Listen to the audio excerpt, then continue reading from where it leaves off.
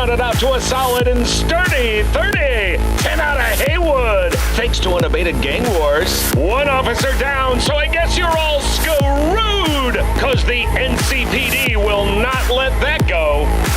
Got another blackout in Santo Domingo. Netrunners are at it again, poking holes in the power grid. While over in Westbrook, trauma teams scraping cyber psycho victims off the pavement. And in Pacifica, well, Pacifica is still Pacifica. This has been your man, Stan. Join me for another day in our City of Dreams. Welcome to the City of Dreams, another session. We've got Cyberpunk with something special today.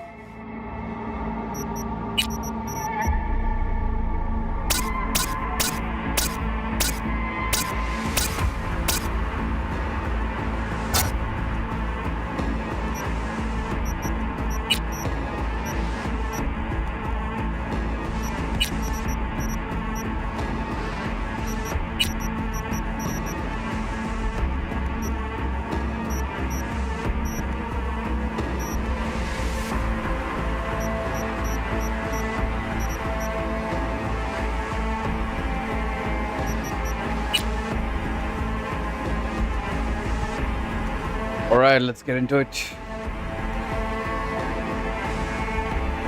Good evening, Night City.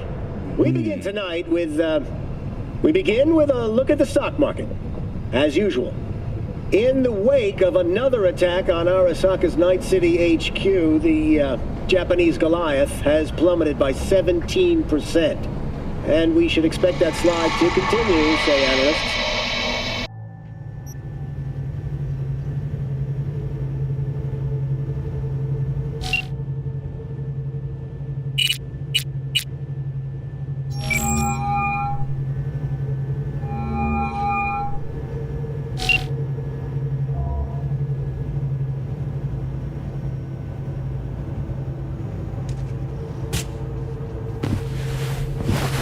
Finish this off.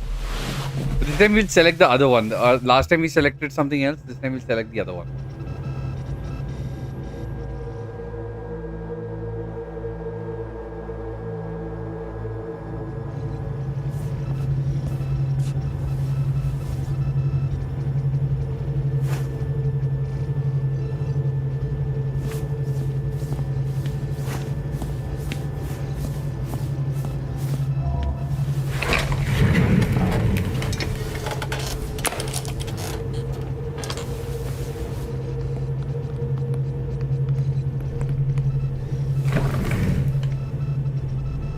Cognitive function test.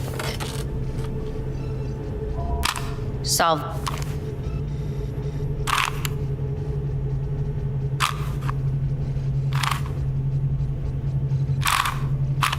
Oh yeah, the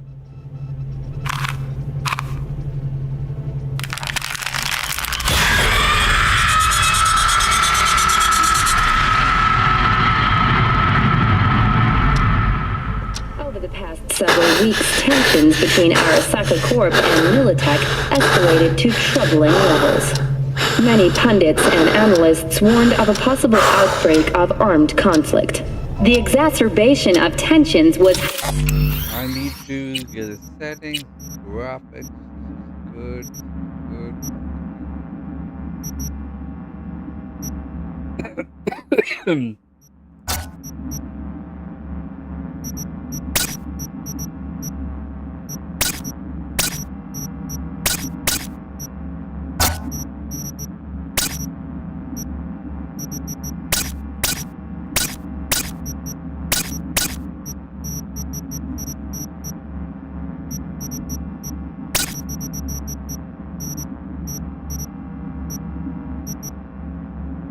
heightened when Yorinobu Arasaka assumed leadership following his father's death and accused Militech of his murder.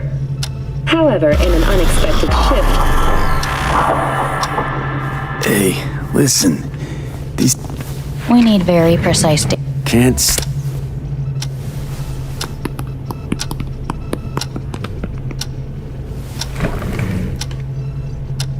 Cognitive function test.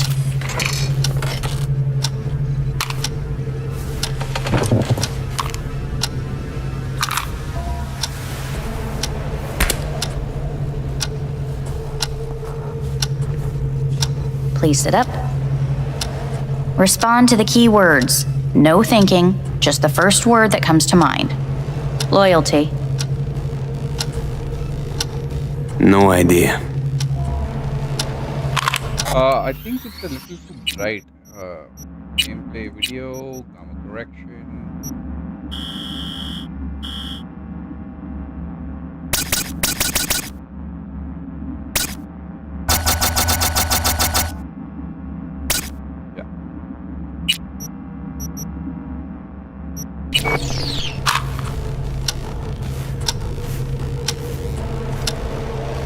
Please respond to each term with the first thing that comes to mind. Quick as I can, no thinking, right? Humanity. Johnny.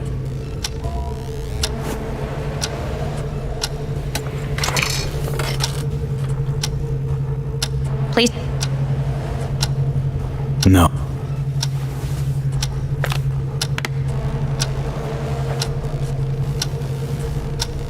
As quickly. V.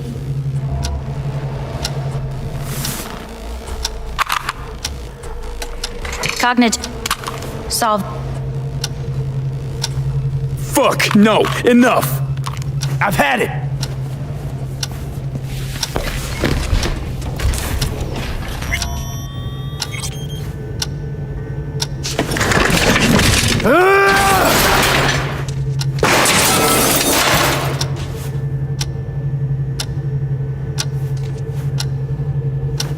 Enough, I'm done.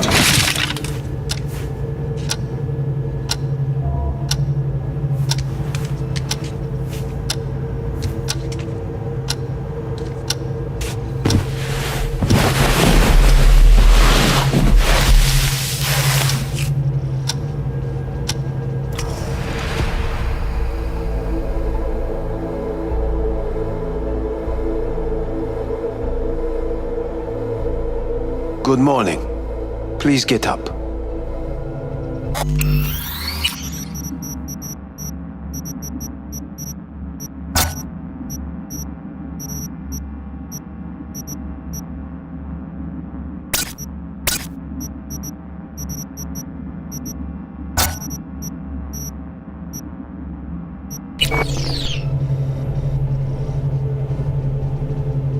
Are you goddamn kidding me?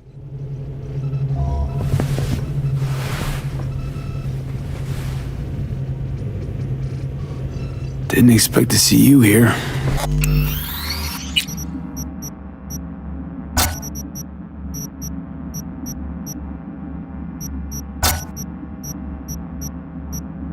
Of all people. Life is full of surprises. Someone really ought to clean this mess up. What do you want? They asked me. I am the bearer, as it turns. Listen to me. But the and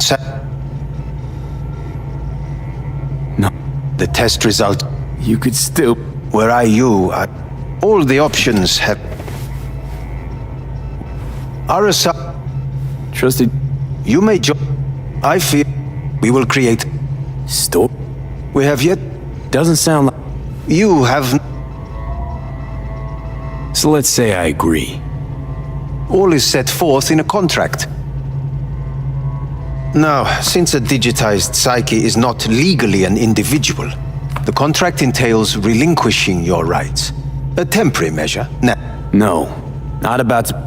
Current And if I. Your belonging. It's.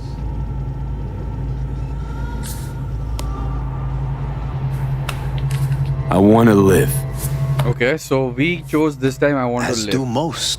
There's no point in delay. We can begin immediately. See you in the future, I hope. Yes. See you. Our staff will take it from here. Hey, what's your name? Hajime. Hajime. Let me ask you something. What would you say to a person who walked right into their greatest foe's jail to save their life? I would say, all right, but do not forget the way home.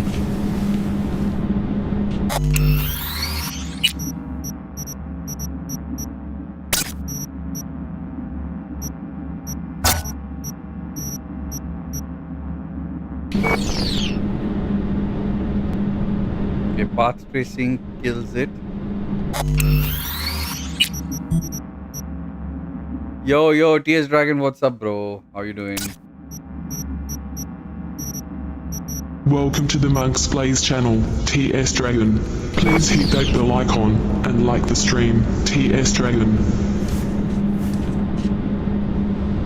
This time, yesterday we were not surrendering. This time we're surrendering to Arasaka. Let's do it.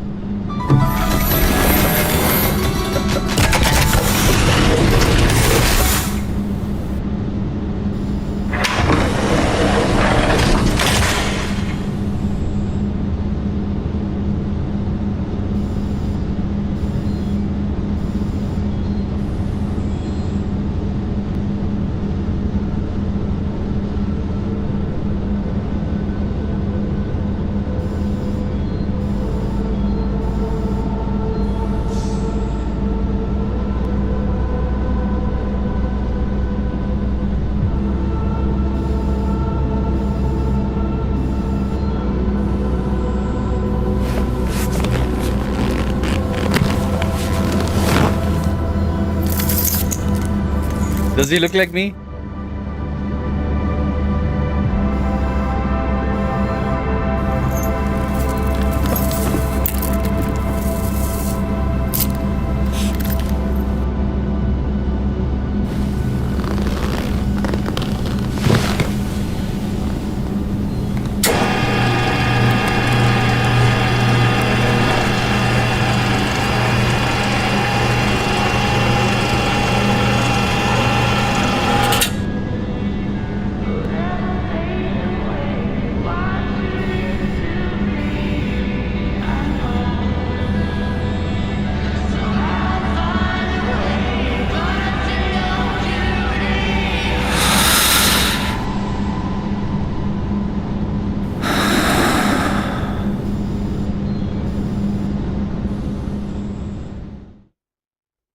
Wow.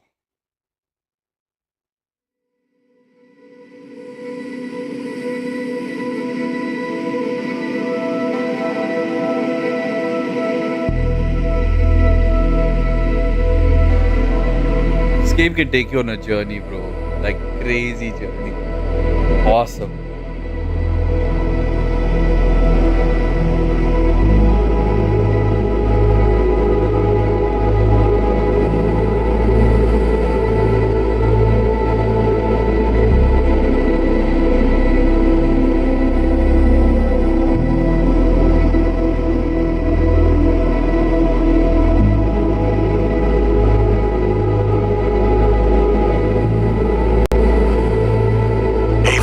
How's the Earth looking from way out there? She as pretty as they say?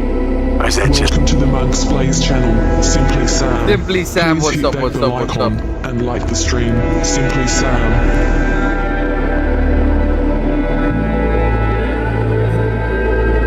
एचोका का क्या scene है? कुछ भी scene नहीं है, bro. You want to do watch party for? Welcome to the Monk's Blaze channel, Narcissistic Cron. Please hit that bell Yaar, icon ABM is and winning, like yaar. the I'm not stream, interested to watch. Narcissistic Cron. And surely I can do watch party, and then we can continue the game for now. Let's do that. Let's do watch party. Let's do watch party. 1 or 2 games, and then we'll come back to this game. Okay?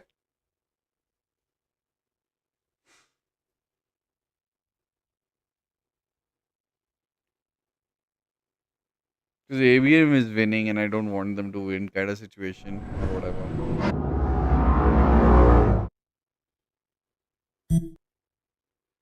Let's go in an alto.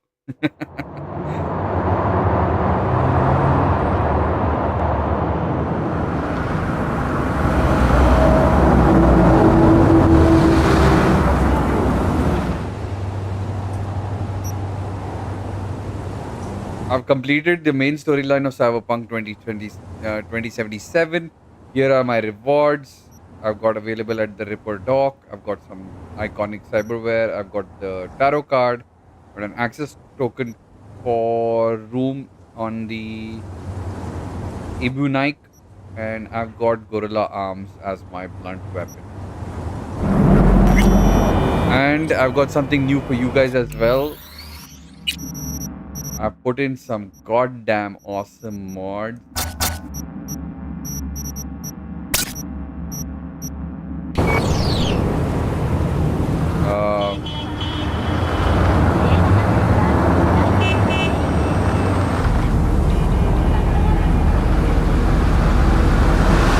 Look at what Cyberpunk feels like right now.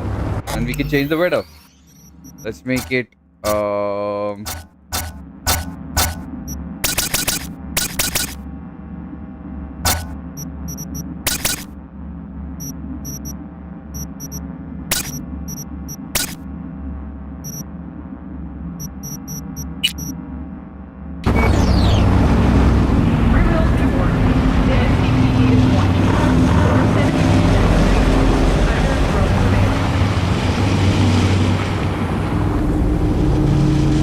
we control the weather.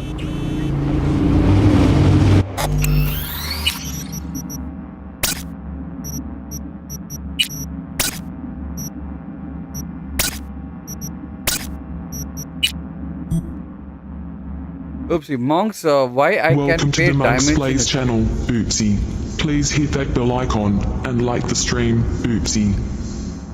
Why I can pay diamonds in HOK with UPI? Also rupees showing. Is that a sign? No, that's not a sign. That's fake advertising.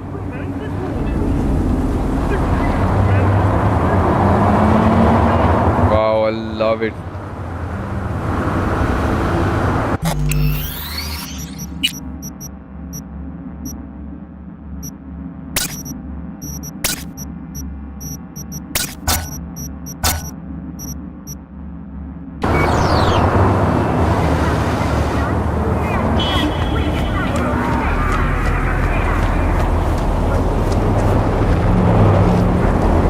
IBM versus IGN. ABM versus IGN already. IGN lost now one game. They already lost, bro. Wow, man, look at that building. There's online mode like GTA in this game. Is there online mode like GTA in this game? It is going to come maybe. It is going to come maybe.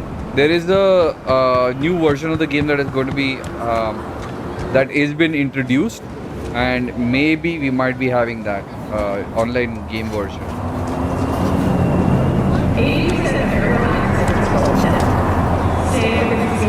The load on the GPU must be insane. Yo, Legendary Chaos, what's up? Welcome to the stream, bro. How you been? How you been? Welcome to the Monks Plays channel, Legendary Chaos. You reach a point of no Please hit return. that bell icon and like the stream, Legendary Chaos.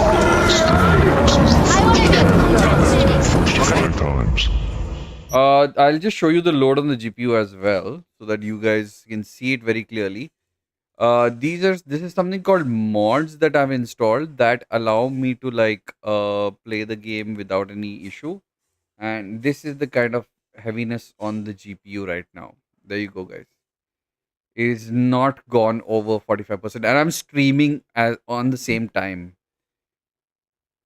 GPU doing slave job? Not at all. It's at 40%. It's just at 40%. It's using its RAM efficiently now. Efficiently. That's the term. Efficiency. Not all games are efficiently made, and this game now, after me putting the mods, are efficiently made. Obviously, I've got a lot of other modes as well, which is like God mode and stuff. So, no, don't you see? Okay, let me increase the GPU for you. Look at that. Look at that building. Look at the atmosphere. Oh my God. Oh my God. The game has changed. Guys, can you see this? The reflections. The realism. And it's only on DJ Monk's live stream that you can get all of these live. Let's go to the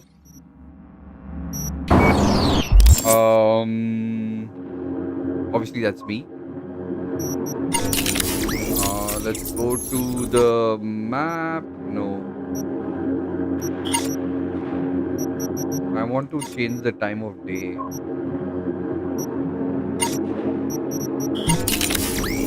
I gotta change the time of day. There.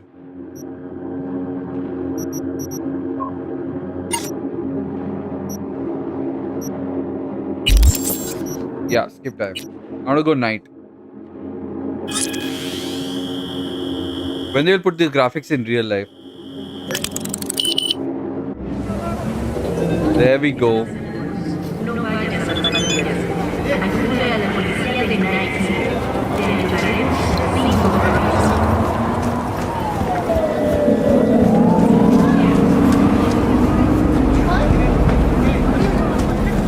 Look at that. Now reflections have popped up. Otherwise, I was playing this at very low settings. Now the reflections and everything is popped up.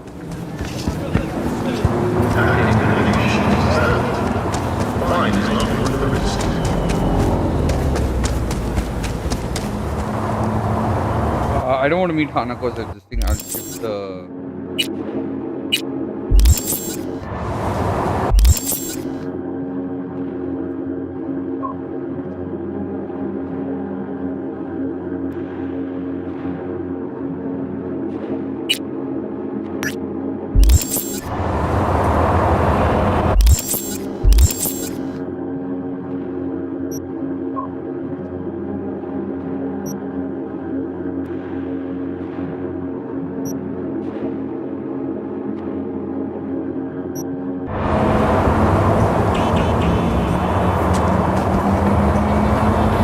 Did you complete story mode just roaming around? No. I completed the story mode for the first half. Now the DLC has started, which is the DLC in terms of what do you call? We've just started the DLC for the Phantom Liberty. We've just completed part 1 of the story mode, which is the first DLC. And now I want to talk to Judy, man. Judy, where's me? Where are you, sweetheart? I need to talk to Judy.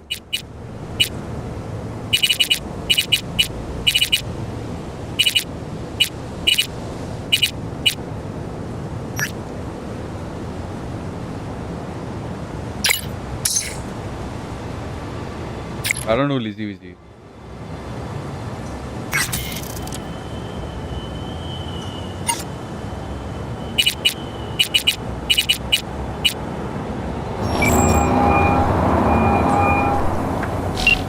Yes. What's new? Heard there was some trouble in Japantown at the parade. What did you hear?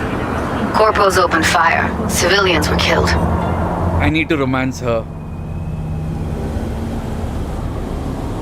Yeah, that was kind of my fault. Don't ask me how, but the second I heard, I knew you were involved. I just wanted to talk to Hanako. Things went a little sideways from there. Dealing with corpse? What did you expect? What else is going on besides that? Oh, you know, same old. Rather hear what you've been up to. It was nice catching up. I'm right here, V. Call me anytime.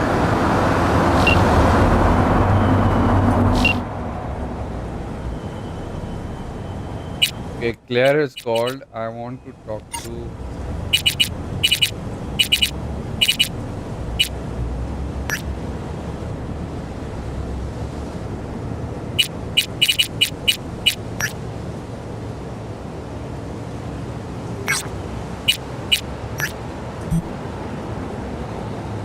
Isn't Level Infinite games banned in India? No, Level Infinite games are not banned in India.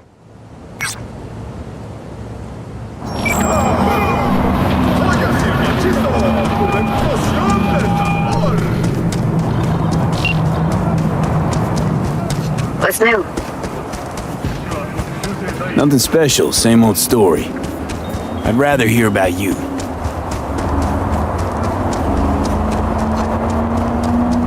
What's new with the mocks? Susie isn't giving me the time of day, as usual. I got another question in my mind. Shoot. It was nice catching up. I'm right here, V. Call me anytime.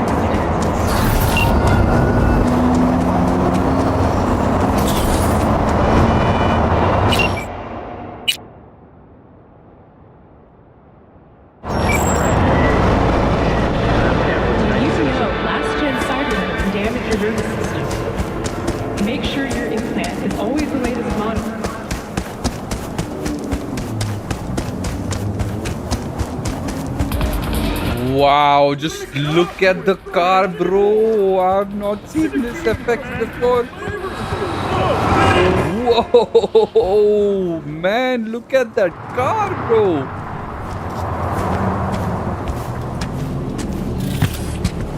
Rumors of activists Whoa.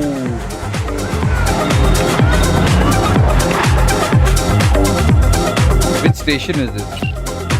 Impulse. Nice. I like this station.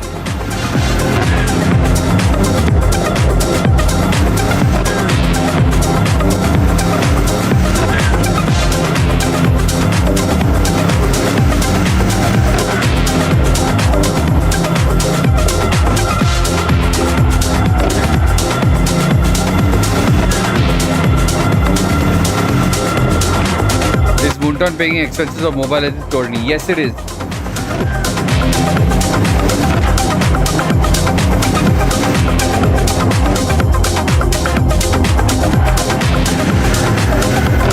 All right, so let's just quickly check them out also. What's happening with the Mobile Legends series? Let's go. What's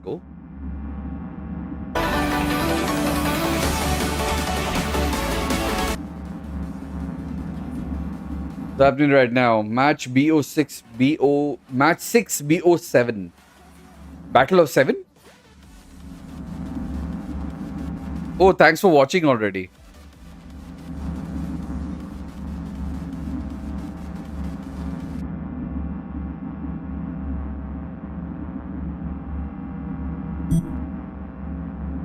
I used to blame Moontown a lot. This is between Divine Regime and IGN. I used to blame Moontown a lot. At the end, they were the only one who put money for MOBA India community. Sort of, yeah, agree with you, but yeah, can't be helped. IGN versus the ABM Grand Finals, yeah. But IGN lost against ABM today only.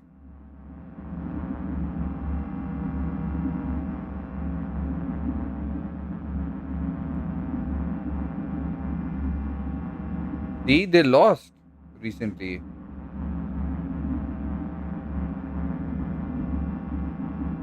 This is IGN Esports versus आ रहा हूँ बेटा मैं.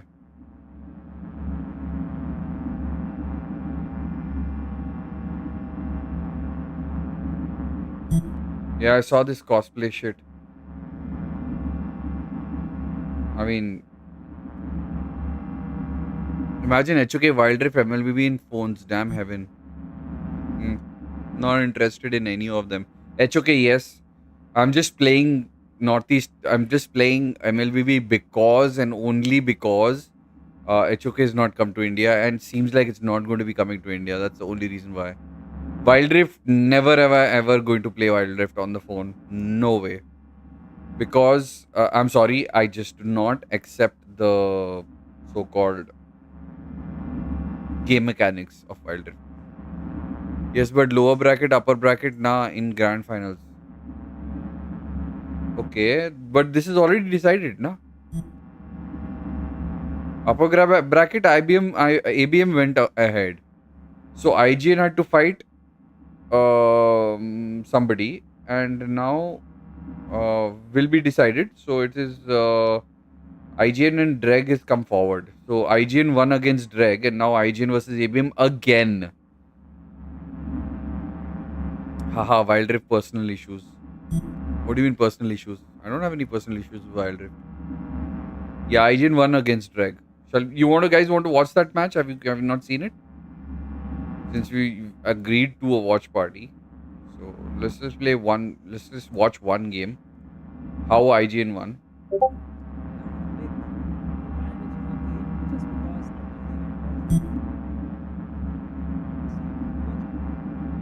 That's the personal issue? No, that's not their fault. That's not their fault.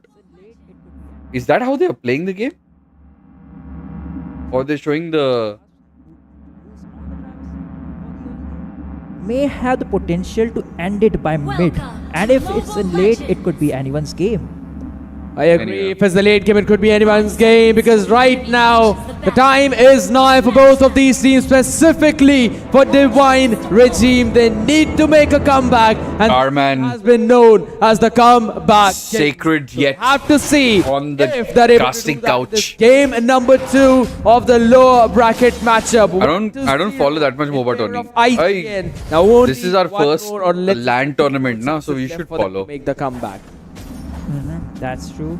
As of now, we are seeing. So last game apparently Bruno is looking clutched up. to rotate to the. This is the last game. Just to chunk out, the early damage coming in from Kyle. So they are prioritizing Kyle for the side of IGN, but Rayren is also looking for raid because he knows what IGN could be off for. Now here's the thing, we're going to see the first early engage coming in on the shadow on José, who needs to run away on the method. What the hell? Guess what? He'll not be allowed to do so. Just take it down, burst it down so early. Sasuke, now the idea behind this entire comp, it is that Hilda needs to rotate very fast. Anti-mage needs to be the one who quickly clears the wave, runs in towards mid. You can't stream it? What do you mean? Main engage. You mean I can't stream the... I don't have the direct rights to stream it, no? Bait out a few skills, run back with a Violet Requiem. Nothing else.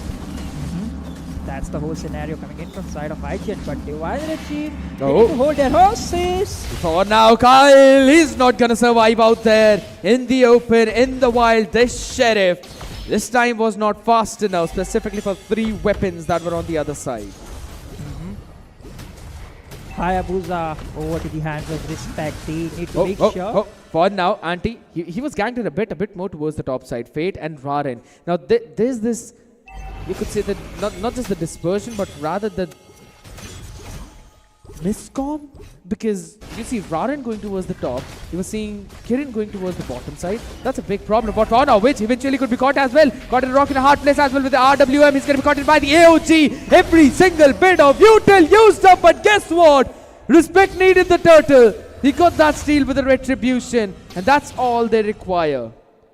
A perfect engage coming in from the side of Divine Regime with that with the Louis ultimate and the kill over to that, which is what they needed into the turtle fight. But Respect was the one. IGN were the one to win that turtle. So it is a balanced situation with IGN again leading in terms of gold lead. But here's the thing. Divine Regime have the early composition, but they are not utilizing it up to its max. They got the Kirin over to the Louis. You got she's on level 4. Now what they need to do is utilize or optimize that ultimate in such a way that you get the grasp of the early game. Whoa. Again, the scouting coming in from Kili, it's always been the problem right now, but for now, Violet Requiem being stopped in, he's going to finally go in back with the Circling Eagle coming into the dispersion on the other side though, but look at RWM, look at where Witch is, he's standing on the opponent's end and saying, you have got no way to run back.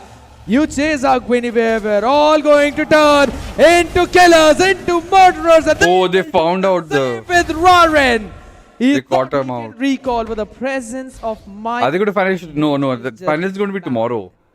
Oh my, the miscalculation, I believe, from the Divine Regime. They are just chasing down that... What is the regime, Sasuke? Neglect. Divine Regime. Was Respect standing all this while with the Purify finally being used up on... What hero is that? Like run away. Fluttering like a balloon. It was not the Purify, but rather...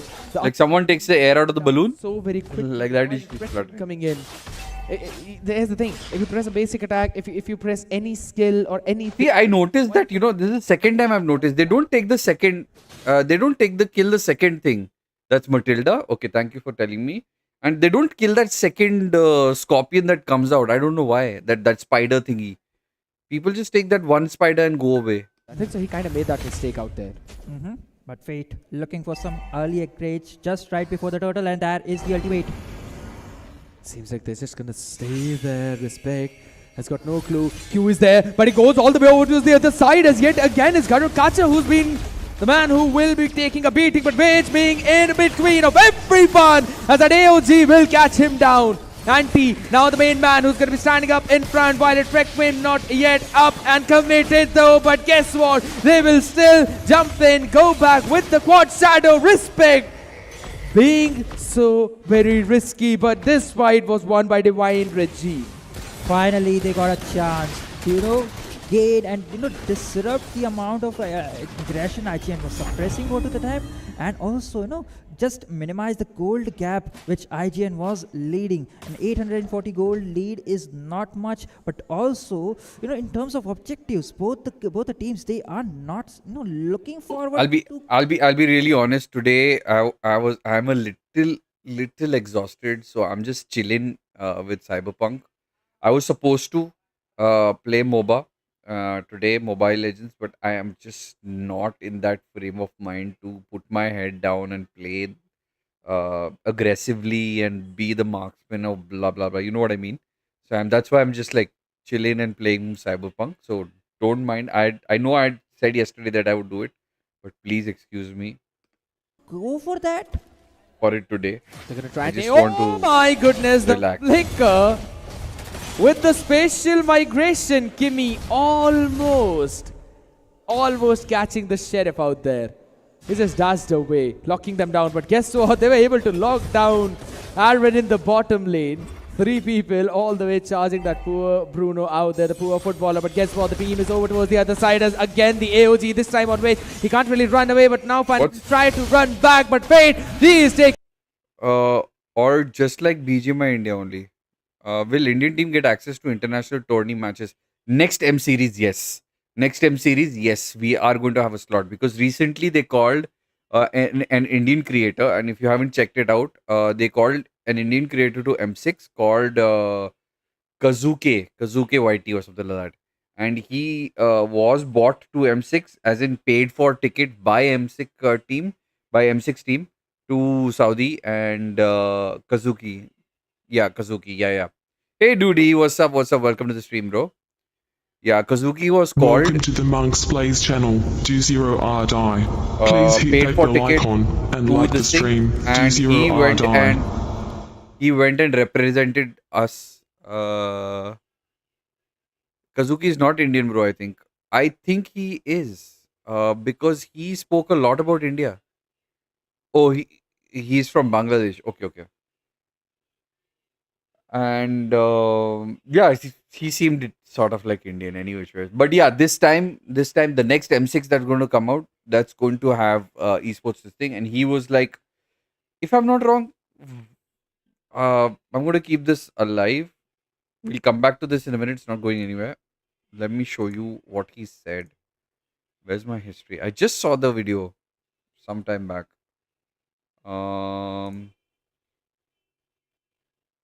Where is that? Yeah. Thanks for it, and I will support many players. There you go. Why is he not Indian then? Is he not Indian then? I actually came in here just because I want to be. I want our country to be recognized in this tournament. And I'm also working for that. In next 2025, we will Is he not Indian? Boot camp in India. There you go. And I'm working for it. And I will support many players in India. I will make opportunities for them. And we will also host tournaments in there. There we go. So guys, this is the time you should... Tell me he looks Bangladeshi to me.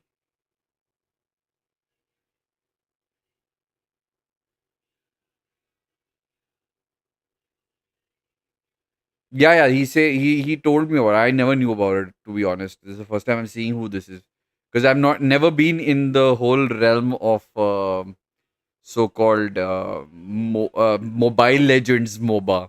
I've never been in that realm, so I don't know who he is. So please excuse me on that. Don't mind.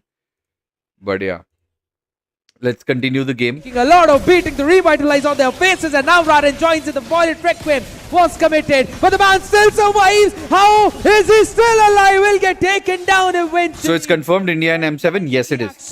That I can tell you. I can tell you for sure. Whether we will reach any level or not, that is up to Indian team. Whoever is going to be participating. Obviously, we will have their internal strategically, getting to the tiers and those those levels to. हमें जीतना पड़ेगा, पड़ाव जीतने पड़ेंगे, पहुंचना पड़ेगा, and international level पे खेलना पड़ेगा एंड ऑल दैट. होगा करेंगे और डेफिनेटली अच्छा रहेगा. बट सीन ये है कि गवर्नमेंट रिकॉग्नाइज करेगी कि नहीं करेगी, ये सीन है. और ये छपरी क्रिएटर्स, पायल गेमिंग वगैरह सब, ये सब आके हमारा पुराना गंद मचा देंगे. वो लोग तो आजकल कंटेंट क्रिएटर के नाम पे ही है, वो लोग गेमिंग क्रिएटर तो है नहीं.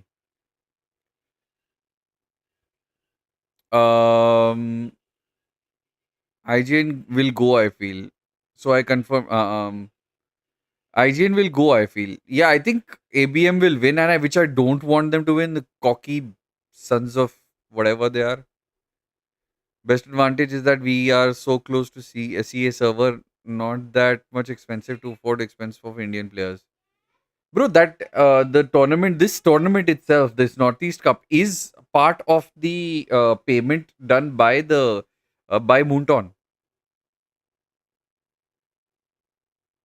I hope IGN will. This one IGN has won for sure. We know, right? But how they won, I want to see. They are looking for blood because Dreg is like come third, and it's not that bad. Third place in a tournament like this, in a LAN tournament like this, not bad, yeah. The player in IGN, Witch and ABM Apex played together in Mlbb Wild Rift match, bro. Asha, they've made the two separate teams now, is it? That's okay. Of that steady objective placement, look at that. Which again going for that turtle. I mean, not the top tower. Yeah. Bro, ABM is full troll, bro. It's so clear, it's full troll. Assassin, who always are the ones playing in the side lane, taking those lanes down. I'm still surprised though, Aaron is not playing in MLBB wildcard, bro. LOL. No, it's not a wildcard entry. Probably they were in 4th place, but they worked hard and they came back. Because they had a comeback. It's not like wildcard. See, I spoke to the Welcome to the Monks Blaze channel. Chadti Javani Teri Chal Mastani. Good song. Nice one. Apex, which joined Nepal team, Yaiko team, and represented as Nepal team. I don't know which game you're talking about there. What I mean to say is like during that time I had spoken to the content creator in the sense the main hoster of the tournament, Northeast Cup, the person who actually did all that. You know what I mean?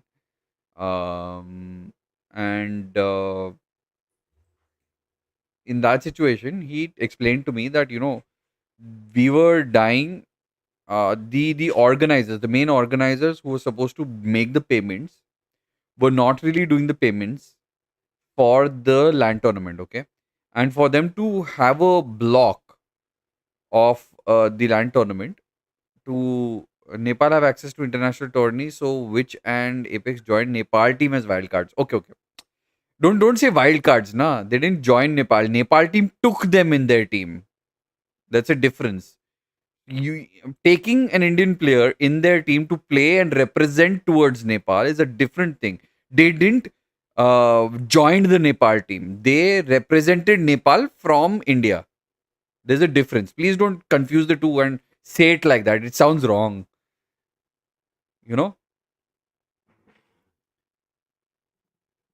मैं जब छोटा था ये गाना बहुत famous हुआ था and trust me ये गाना आज भी बहुत अच्छा है. I agree with you.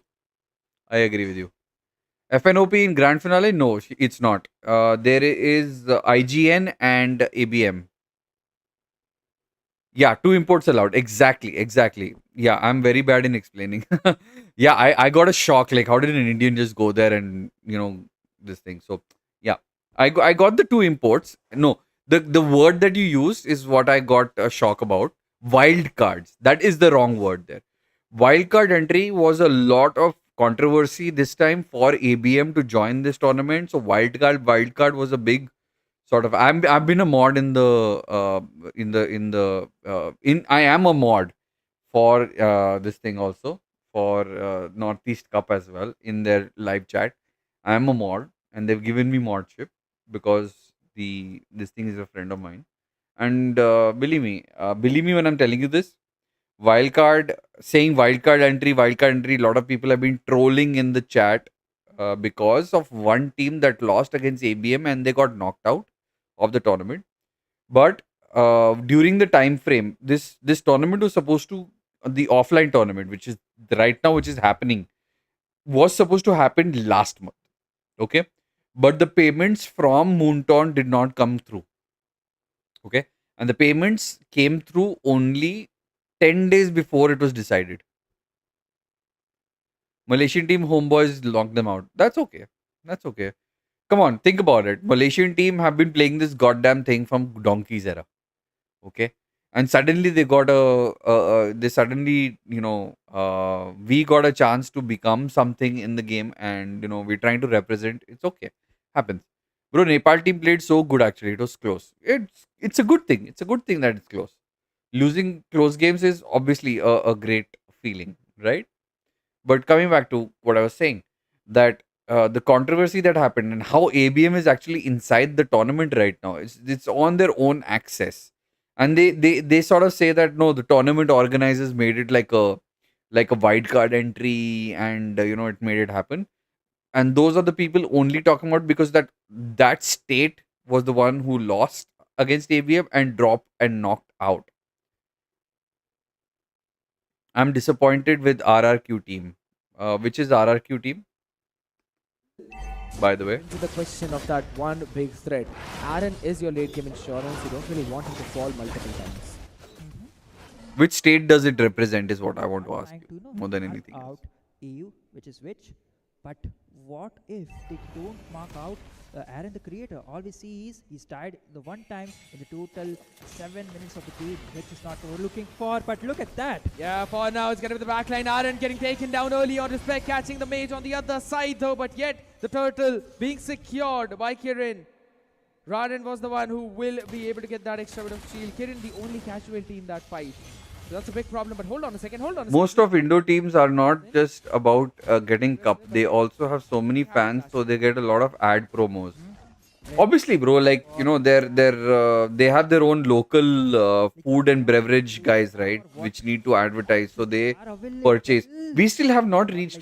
Indian scene has not yet understood or reached. Like, I don't have a team coming from Asian Paints. I don't have a team coming from Coca-Cola India. I'm not got a team coming from Indian Merger. I don't have a team coming from Karan Johar. I don't have a team coming from any of those arenas or those kind of platforms. They are like, they don't want to support Indian MOBA because it's not up there yet. It's not reached that level yet. And once it does, so for example, Kabaddi was made big, right? Kabaddi was made big and Kabaddi was made popular, and this guy used to do Amitabh Bachchan's son, Abhishek Bachchan. Yo, what's up? Abhishek Bachchan's son did a lot of kabaddi stuff. So it worked well for him and his team and everything, but because it was a tournament which was showcased on TV, it did well, and it still is going on. Like the IPL seasons is still going on. There are kabaddi matches going on regularly, and by the way, if anyone knows hockey and in a soft this thing, kabaddi is also one of our national sports. Hockey is technically our national sport, and kabaddi is our unknown, undwelling national sport at the back end. So, trying to promote kabaddi, and the similar way, when Abhishek Bachchan is tied to something like that, you get sponsorships from Reliance, you get sponsorship from Indian stores and Indian, Indian brands, and that's when you get a good team. This thing, if you see, for example, if you see Divine Regimes, like ABM or any of these guys floating their floaters, floating their, their sweatshirts, you can clearly see there is no sponsorship. There is no, even like when an event like this is sponsored just by the company by themselves, this is the kind of output you get. But if it was like Nvidia and Android or Google or something like that, a sponsorship like that makes a world of a difference to the entire production value. Still, no doubt about it, these guys, Northeast Cup guys, the Battle Night Esports have done a decent job, a pretty good job, and they will get paid for it for whatever they've done. Getting the casters, paying for their flight fees, getting the cosplay and stuff and all. Yeah, it's good stuff. Production value, I would give them a rating of, say, till date. There have been some hiccups. There have been, they need to work at it to get those hiccups right. But otherwise, I think for sure they have the caliber of reaching something great. This squad of Battle Night Esports, yeah. BG1 Esports team said they will help MLBB India players if they become very popular. I believe it is already becoming popular. If I go open my Google right now or YouTube right now or anything for that matter, I get constant pop-ups of ML, constant pop-ups of the game, and constant advertising is going on. That means that also is the revenue that Moonton is putting in. It's just like. But what I want from you guys and what I want from all of you is like, even if there are big players in the market, don't forget to support your smaller creators, the smaller content guys who are actually helping, trying to reach it to a little big time. Supposedly me and supposedly other people as well. Support the smaller guy more. To push those that's the only thing I would request from you. But Bruno can't really do those things. Oh my goodness. Kimmy should be taken down right now. It's going to be stunned up so many times, but which comes in with the RWM. Stunning down Fate onto the edge, onto the boundary. The kill box is out of the picture. Respect just checks the bush with his own quad shadow. But it seems like finally Divine Regime are getting in control of this game slowly and steadily. They're stealing away the map. As long as we go into that mid to late game, I think so IGN still should be comfortable. But Divine are the one who are, you could say, having the priority in this mid game. But the priority picks, they should be looking out for the... So Akira is still underwater? Yes, it is. At least I have become I have taken a stance of them being racist towards Indians right now, because they have literally not given us a dime of a chance. No Purify, this man's gonna be bounced upon, but guess what, Kimmy, he just runs away as team decided not to commit on this one. The way of the world. Let Moonton take its entire glory, yaar. I thought to myself I would never ever play Moonton and this game ever before. But we also switched because HOK trying to appeal to a bigger audience abroad, but forgetting that we are almost 40% of the Earth population. The damage you deal is with your skills, not with the basic attack. So that's why, and for that reason, maybe he is opting for the Malefic Roar instead of a gun. Yeah, I think so that could be the case. I can see where you're coming from. However, I can find one use case of the Malefic gun. And that is with the passive that you constantly deal the damage. But for now, a lot of damage being dealt. Here we go with the wow, how the hell did she go back like that? Still has a red up, so can actually bonk in onto Anti, who is being caught in a pretty goddamn balloon spot out there in the open. But what was Witch doing out there? Greg, good formation, Greg. There. Committed as Lord was reset, and IGN have been baited into a fight that they cannot win. But still, Aaron wants to try and find a bit of a mark. Kyle with the Malefic Roar was just isolating and just taking them down. The Hearthclaw gets the HP back for Aaron as he goes in for the volley shot to the basic attack.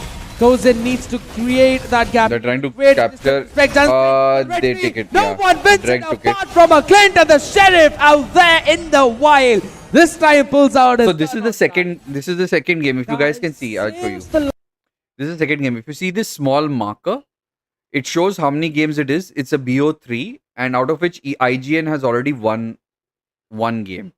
Maybe it would be nice if they would actually put up some sort of a current status or game number or a BO3 somewhere written here. It'd be nice marker for understanding what these symbols mean. But yeah. Lord saves the game. Nice. But Divine Regime, I like the colors too. securing that first Lord of the game. And Also, Indian players have not reached that level. looking for both. I disagree with you on that. Over press coming in from IGN. I disagree with you on that. If Indian players did not reach any level of that sort, 2 Indian players would not have gone for Nepal team. Other people think we are worth something. Other teams think we are something. So why not? Come on. Don't underestimate yourself, bro. Gonna end right there. The mid tier 3 still standing. There is an M5 recall right there. Secured by Divine Regime. Will be marching down from the top lane as of now. All they need to do is get them into the momentum. Push the opposite lanes the long way. I would say we are lacking experience. Absolutely agree with you on that. In terms of playing a LAN tournament. The toughest A LAN tournament is something that we lack experience in. Maybe 1 or 2 players have just gone there and seen what it is. But a LAN tournament, this is not a LAN tournament. This is just people bouncing together and meeting together and playing online. A LAN tournament is exclusively LAN, which means all the mobile devices are offline and they have their own server. That is a LAN tournament. So guys, that Moondawn only arranges. That is what M6 is all about, which means you have no lag. Imagine that. No lag. Zero lag. You have your own server. That's a LAN tournament. And that's only done on international tournaments, which is by the main M6, which is that's what you mean. That's what I mean. They cannot, just pierce the mid is due to which about his EU. The real world manipulation is something they need to look out for. Divine Regime right now, they can actually catch Kimmy. He's so far out. Oh, anytime soon, but he sensed it. Yeah, look at the smartness coming in from José. Just moves a bit more back in that bush. Does not give away his position with the animation of the ancestral power out there, but finally Kimmy, he's the main target though. José, oh my god, where is he? Oh, good stuff, IGN. Support comes in the form of Fate as he pushes up with a revitalize, but they can't really win the fight. And as of now, a misengage from Divine Regime will help IGN defend this Lord. I think it's a good comeback game from IGN, this one. Kyle, let's check it out. That top inhibitor, and that would be a way to go option for Divine Regime right now. They are leading down the goal, but there is the play. Yeah, Kimmy jumps on the perfect man, and this time the Sheriff just got caught lacking out. Kyle, he's always been that pillar for Divine Regime. He's always been that man who can, I would not exactly say carry the team, but deal the maximum amount of damage and with a focus point. And I think so, IGN are actually prioritizing the correct man now. Oh, hold on. Being used. Yeah, for now. The play, that mid push, and that's going to be another pickup coming in with the Alpha charge. Rorin finds the perfect target, and guess what? Now they can find Witch out in the open. No RWM for them to help them survive as Respect needs to jump away, but Aaron the Creator is going to be the next target. Fate, José. They know their discipline, they know their boundaries, they'll move back.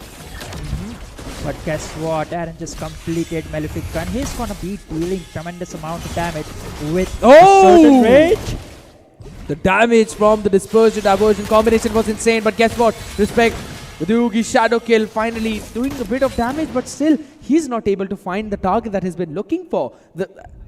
You could not really say that this is a front-to-back composition as well, right? Because you've got a Ghatot Kacha, you've got a Matilda. It just seems that they really want to go in for that dive, and Rorin has been doing a fabulous job in that. Rorin onto that Alpha is doing stupendous job as of now, but I believe the amount of damage Kyle should be dealing as of now, it's not up to that. I believe it is due to the itemization. He might have choked onto it, but that is the divergent play coming again. Yeah, but they're not going to commit onto that whatsoever though. They've got a An opening right now, but there we go. Alpha charge onto Kimmy, who's pretty low, but the knockback onto a couple of people in the back line. Though wait, he'll try, but there's what the sheriff still steals the Lord away as he catches Auntie, and Kieran gets one more. Kimmy is running away, which will not be able to. The triple kill. We're gonna see a maniac maybe to answer, but guess what? That's not the case. As we read right into a technical pause, another worst possible time. I wouldn't exactly say the worst possible time. It's fine. There could have been worse cases of the Lord marching in. Kyle, proving me wrong. I just mentioned the amount of damage that Clint was not able to put it, but right after it, he secures a beautiful triple kill. The amount of damage he busted out from that sheriff gun, that was just insane.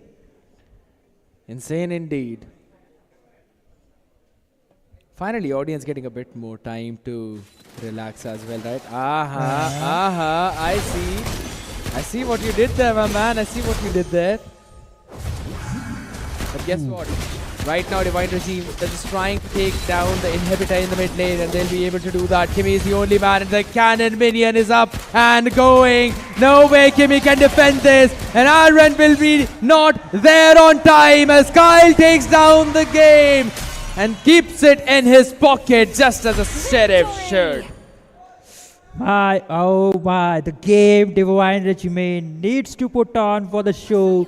Kyles comes to the rescue for Divine Regime, settling down the score for helpful for the IGN, because in the previous match you saw the diversion play was back, and now on that road. So you see on the top, need to pull up this. You see on the top, they're going to put up the overlay, and you can clearly see the seems like labels. Raiden would be going for the EXP lane, or maybe he's just prioritizing his buff. The little one. See, these are the small mistakes. Now you see the overlay is not put up yet. You understand? These are the small mistakes that they have occurred during this Northeast Cup. You know, someone who's dedicated. So a professional team who is doing the casting and who's doing this thing, production, doesn't miss out on these things at all. It is like death for him if he mixes out on stuff like this. So they've missed it out here. They've just put this thing overlay. They've not switched it back to the other camera. Those things are like literally death for a production house. So yeah, it's okay. I would give them, like I was saying, rating points in terms of say 10. If I would say they've done 6, which is a decent job. So he could, just go for rotation. Gonna be a pretty. The other one actually happened with the Akai. Another thing is they missed out on those customized cuts. Cutscenes, customized cutscenes are not there many times, and blah. For example, like suppose the game is about to start, okay?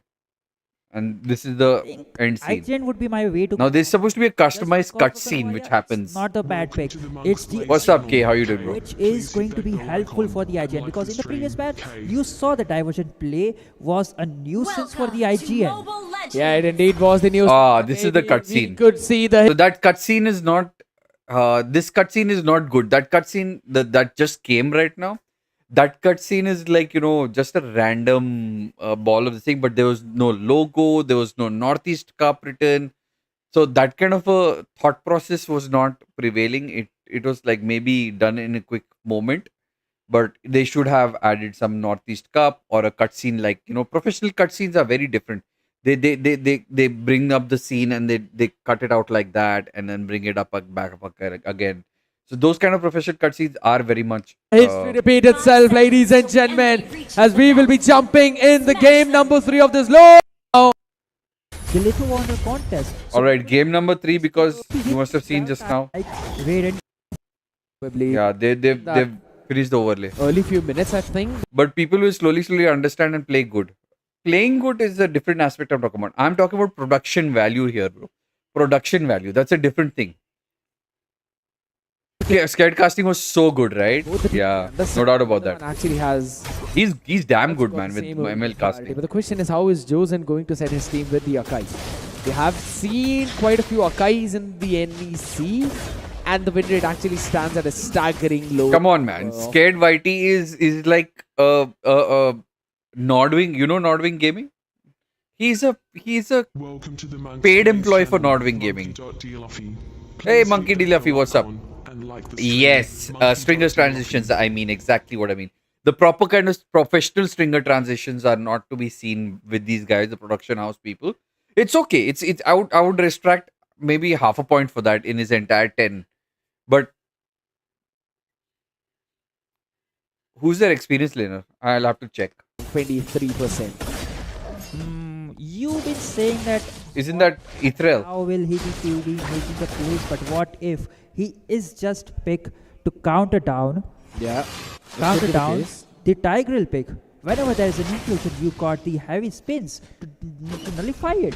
Yeah, I mean, I do get it, but at the same time, then you've really not got anyone else on your team who can actually help you engage. That means you're relying too much on those diversions. So that's a big thing. Fate right now. Bro, Apex is out of tournaments. Revitalize as well. It's a good bet. Ooh, what a clutch pull there. Right, GN. Classical approach, but Kirin, he's going to be showing himself. That was pretty risky had there been a couple of more members of IGN there. That kill just opened the map for IGN to, secure the first turtle of the game. But seems it's going to be the other way apart because Raider just starting down the turtle, and I think he would be the going with the damage. Yeah, see? Oh, they took it. Come in, and IGN. They took the kill. They took the turtle. Back. Don't really want to overextend. So as I said, both teams understanding the priority, but for now the priority is. Did you see that? Now the thing came down. The entire so-called overlay came down, and now you can see Northeast Cup. So these are small. I would give them 1 more 0.5 minus for this. So out of 10, they've got 9 points till now. This similar kind of small mistakes.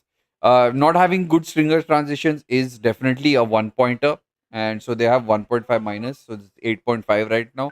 I gave them a 6 rating. They've done little mistakes like these here and about, which is.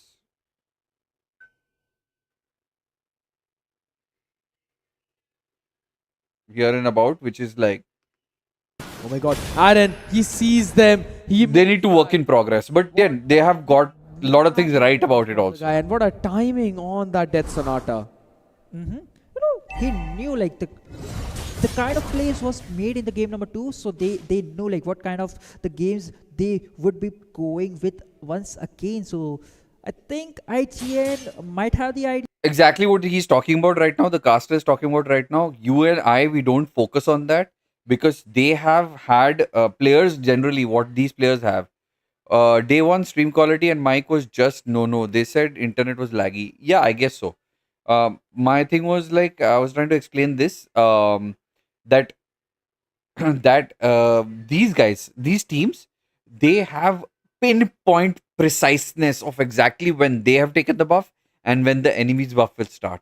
So exactly for ganking, it helps them out.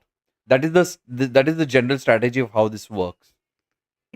How Divine Regime play. So one person is constantly keeping track of the time, especially the jungler. So that's the behavior of the jungler. Okay, I'm taking my buff right now, and 4 minutes onwards, I will exactly tell them when the next buff is going to come down. Hello Titus, welcome to the stream. This is ML, and you know that already. Welcome to the Manx Plays channel. This is the first ever LAN tournament hosted by Indians on Indian soil, and we are there for the support. Hello Tropic of Cancer, welcome to the stream. Yo, Coach Monks. To work around. What's up, bro? What's up? The idea for both the teams is that same early to mid game snowball. They just want to try and. So as a jungler, you ought to be noticing these things and knowing the time frame. So 4 minutes from now, the next, or 35 seconds or 48 seconds from now, you will be starting your jungle as well as the other person's jungle. So you can go and gank accordingly and tell your teammates that now the jungler will be here. So if we need to gank, let's gank. That kind of thing, you know. Also, HK Championship, most of them are Chinese and ML players are from our side, like Indo, Myanmar, Singapore. Our side, and we are Indians. There is no other side. Kruna and MOBA. There is no other side. We are racist. We have been progressively being set up towards racism by any and every other country around us. Because we are an upcoming nation, our economy is better than anybody else, and they hate our guts.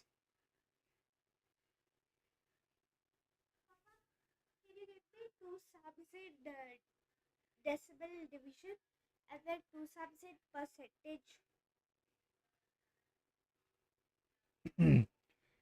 All right, guys, stream. We've got a challenge for you. Give me two numbers, which is a 3-digit with a point number. Basically, give a decimal number Give me a decimal number with a 3-digit and something to divide it with. and something to divide it with. Come on, guys. Let me see what best you guys can do. This is a challenge for 5th grade. Come on. Need a 3-digit number with a decimal point and something to divide it with. It doesn't need to be a 3-digit. 6.666? No. Shall I make it? Come on, Cran. You can do better. Okay, that's good. Something to divide it with. Come on, Cran. You can do better. I need a, like a, say 100.4 or 98.6 or, you know, something. 24.05 something. Something like that and a number to divide it with. She's coming, mom. 2 minutes. 3.8. No, a three-digit number. Coming, mom. Yes. पढ़ ही रही है मेरे साथ ही है. Okay, what's going on here? I just left the stream for 2 minutes. No, my. Okay, give me a 3-digit point number. 3-digit means like a. Oh my god, how do I explain? 100.4. 3-digit point number is like 100.4, 200.4, 400.4, 400.6, like that. Give me a 3-digit point number. Come on, chat. You guys are teaching my daughter now, too. Classes with Mr. Monks and class. Which other country likes us? Russia? Nobody likes us, bro. Not even Russia. They're just using us. Everybody's using us.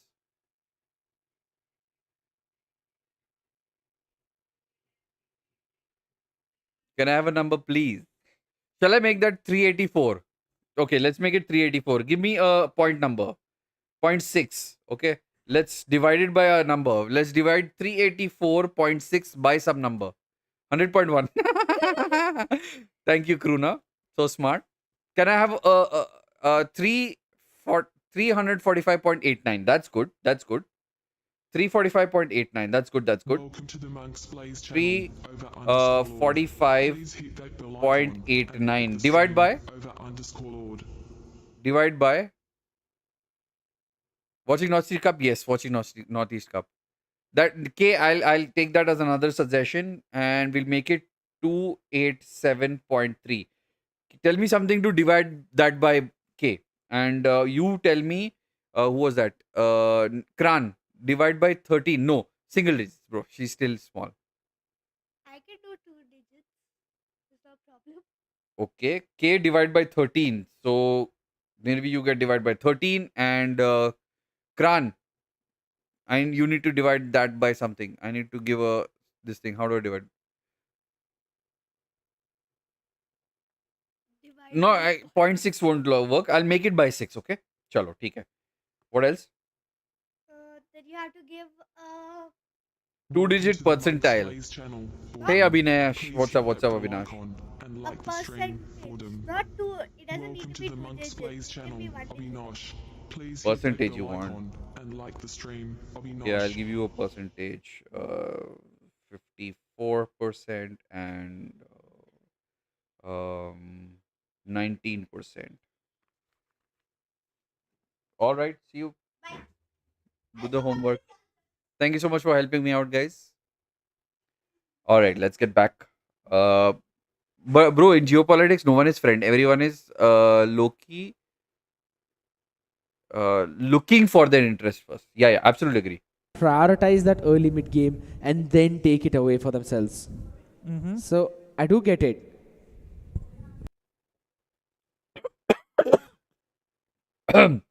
But Kruna and Moba and everyone who's math class is going on. Yeah, I'm teaching daughter some math problems she wanted. She wanted a fluke problem from me, so I'm doing that.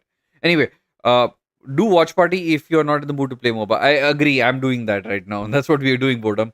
How you doing, bro? Welcome to the stream. Hello, it's reminding me of my mom giving me homework without any school homework. Exactly, that's what we were doing. And thank you so much for helping me out, Yoke and K and Kruna. So, Kruna, I was saying that the beauty of the aspect is that कि भैया सबसे बड़ा रुपया is one thing. Second thing is that we are friends with everybody. We are friends with everybody on the geopolitical level. We don't mind being, and we are the only one in the geopolitical level. Hello, Gagan. How are you doing? We are the only one in the geopolitical level who is actually talking about a holistic union of all countries and nations. That is exactly how strong we are in terms of the UN, in terms of geopolitical scenario. People hate us, no doubt about it, but it is who he is. It is what it is. I'm good too, bro. All right, let's continue. But you know, this is going to be one of the most strategic games that we have seen. Because one mistake, one wrong move, and you're going to jump down in the depths. So, hold on. Diversion yet again on bot. 3 members from the diversion waiting down. But seems like... Cut out. All right, Divine Regime. You tried, guys. You tried. That's all we'll say. You tried. Well tried, Divine Regime. No. Hey, which is that hero that teleports? To go down. Which is that hero that teleports? And again, but... Which is that hero that teleports? All the members are missing. So they could be probably hiding down into that bottom bush, which is the way to go option. If they want to make certain place, I believe like they need to Lyoji. go that, Lyoli. Which is quite unexpected. Lolly, like that. Okay. And you can clearly see the adaptation from IGN. I always talk about the teams that in these Lyoyi. And that's what we are seeing from them.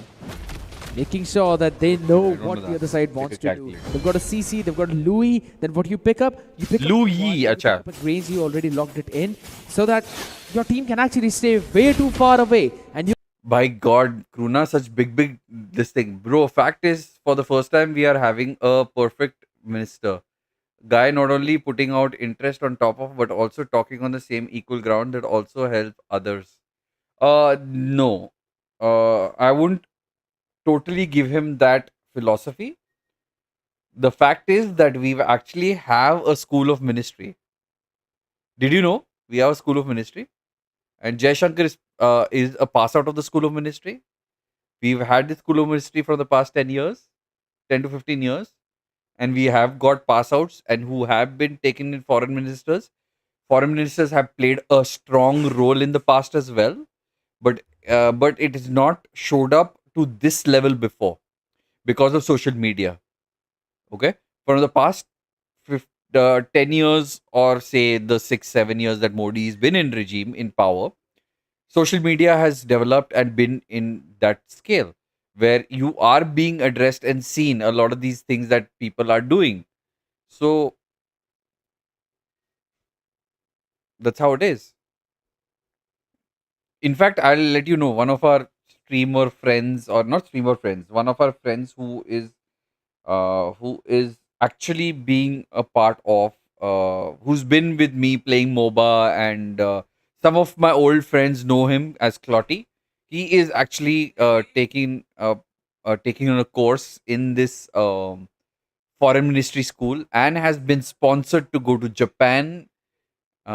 Korea by the Foreign Ministry of Affairs, and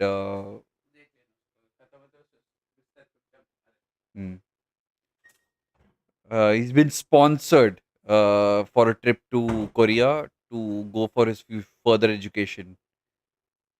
He's working since Congress era, but at that time we had not this much freedom to talk freely. No, it was not showcased to you what talk of freedom we were doing. That's what it is. you would get the answer or the speech or whatever in the newspaper, which was half covered, half not covered. But today you have everything right here, right in front. Hello, Mr. X. What's up? You've got those astral echoes to try and reveal other positions of whenever the dispersed dimensions come into play. But for now, Kimmy, that's a very early bait on José's early heavy spins. That means now we can see Kimmy set things up, but what a snipe coming in. The Novaria now working out. You talked about these sniping plays, and it seems round it off at right 4. And good night. Oh, change your clothes. Hold on, Kyle was a bit too far ahead and will be taken down out there in the bottom lane. A bit of okay. Did anyone realize that the screen became white all of a sudden? You talked about these sniping plays, and it seems that they're going to begin their opening with that.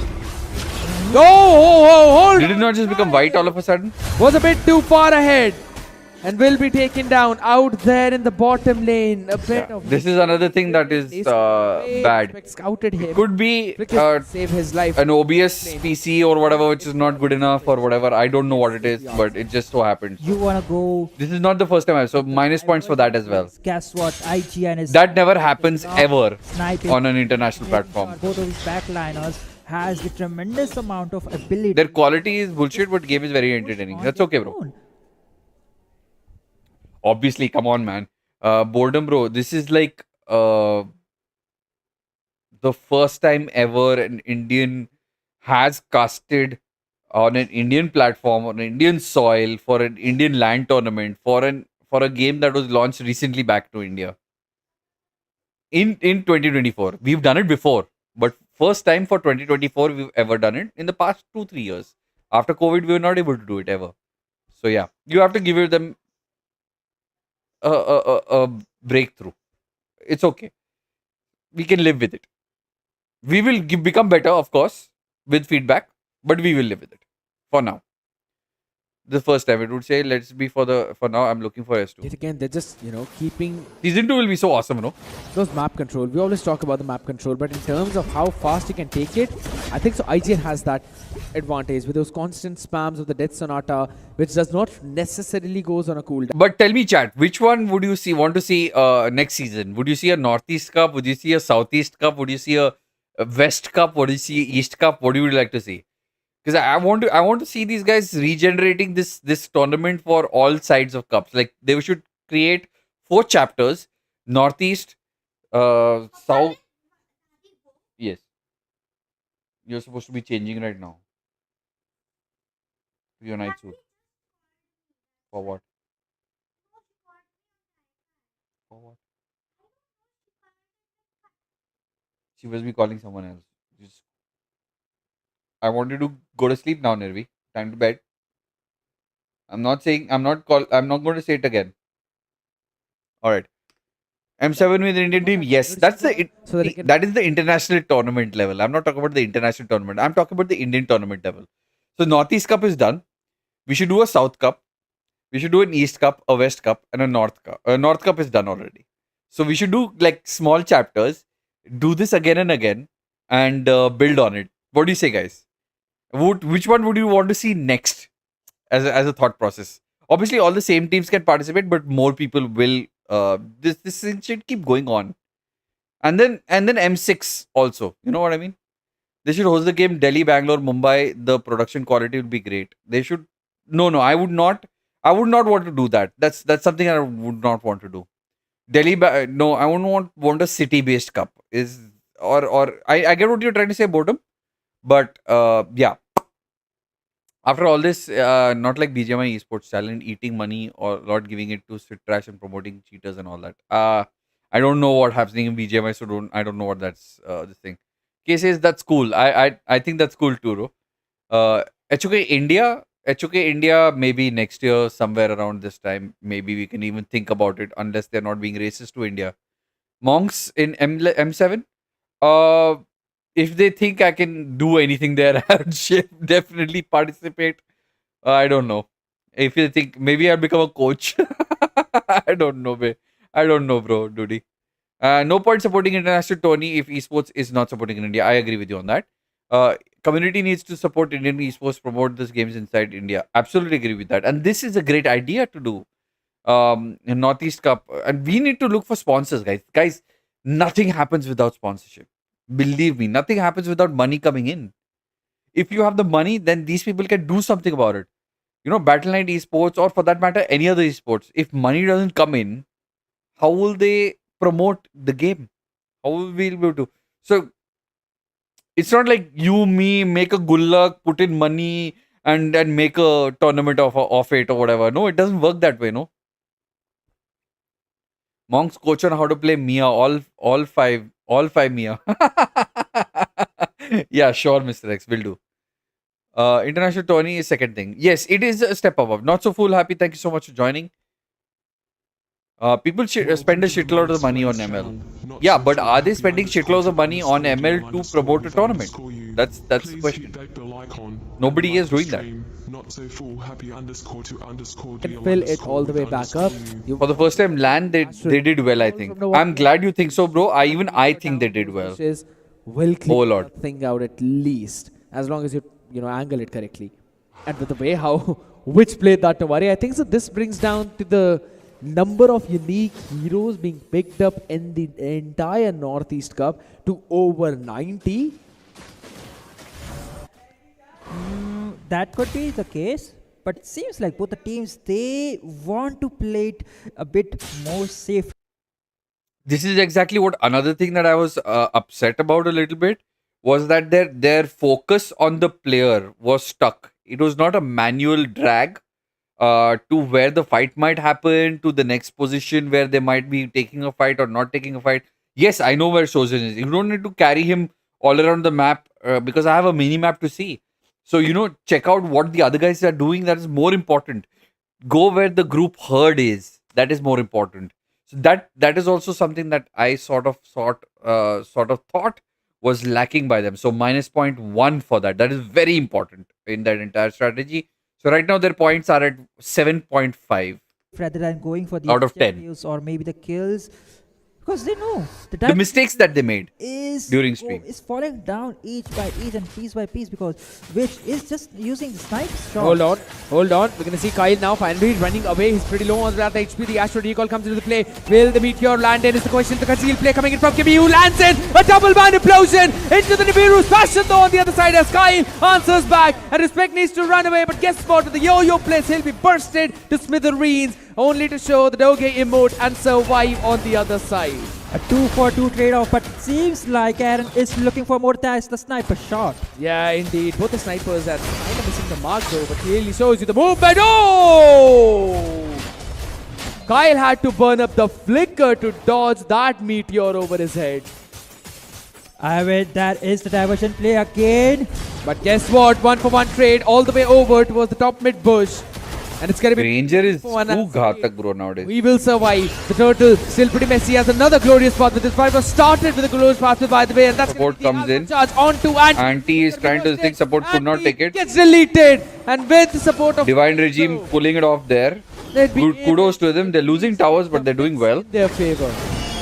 The silence behind the storm was that. Scared Whitey man, scared. Scared yet. After all that battle, IGN would be the one onto the top. I won everyone if Layla got picked. Always trying to figure out, but get sword. Bro, nowadays that girl, this thing is Hilda is crazy, bro. Like Hilda is mad right now. Hilda is like crazy. Damn Hilda. So tanky. Can't take her down at all. Entire game she's like pain in the wrong place.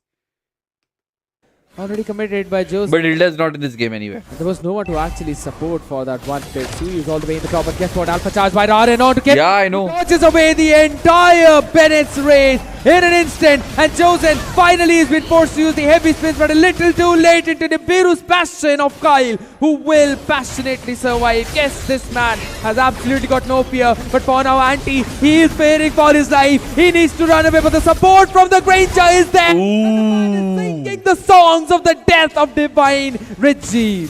that play should have been that's a bad play from Alpha. He knows he's gotten altered. He should have retreated immediately, but he could not because he was slowed down, and the Granger was there at the right time to take that kill. Otherwise, Alpha would have left. But then you see, Granger, you know what he did? He actually locked onto it. So there's a system called lock on, right? You can click on the person. It's just not auto attack or normal attack. You have to lock onto the hero and then hit him. That's why the attack went towards this thing and nobody else in front of him. There were so many people in front of him. You can check that again. You see this. There, and the man is singing the songs of the needs to run away, but the support from.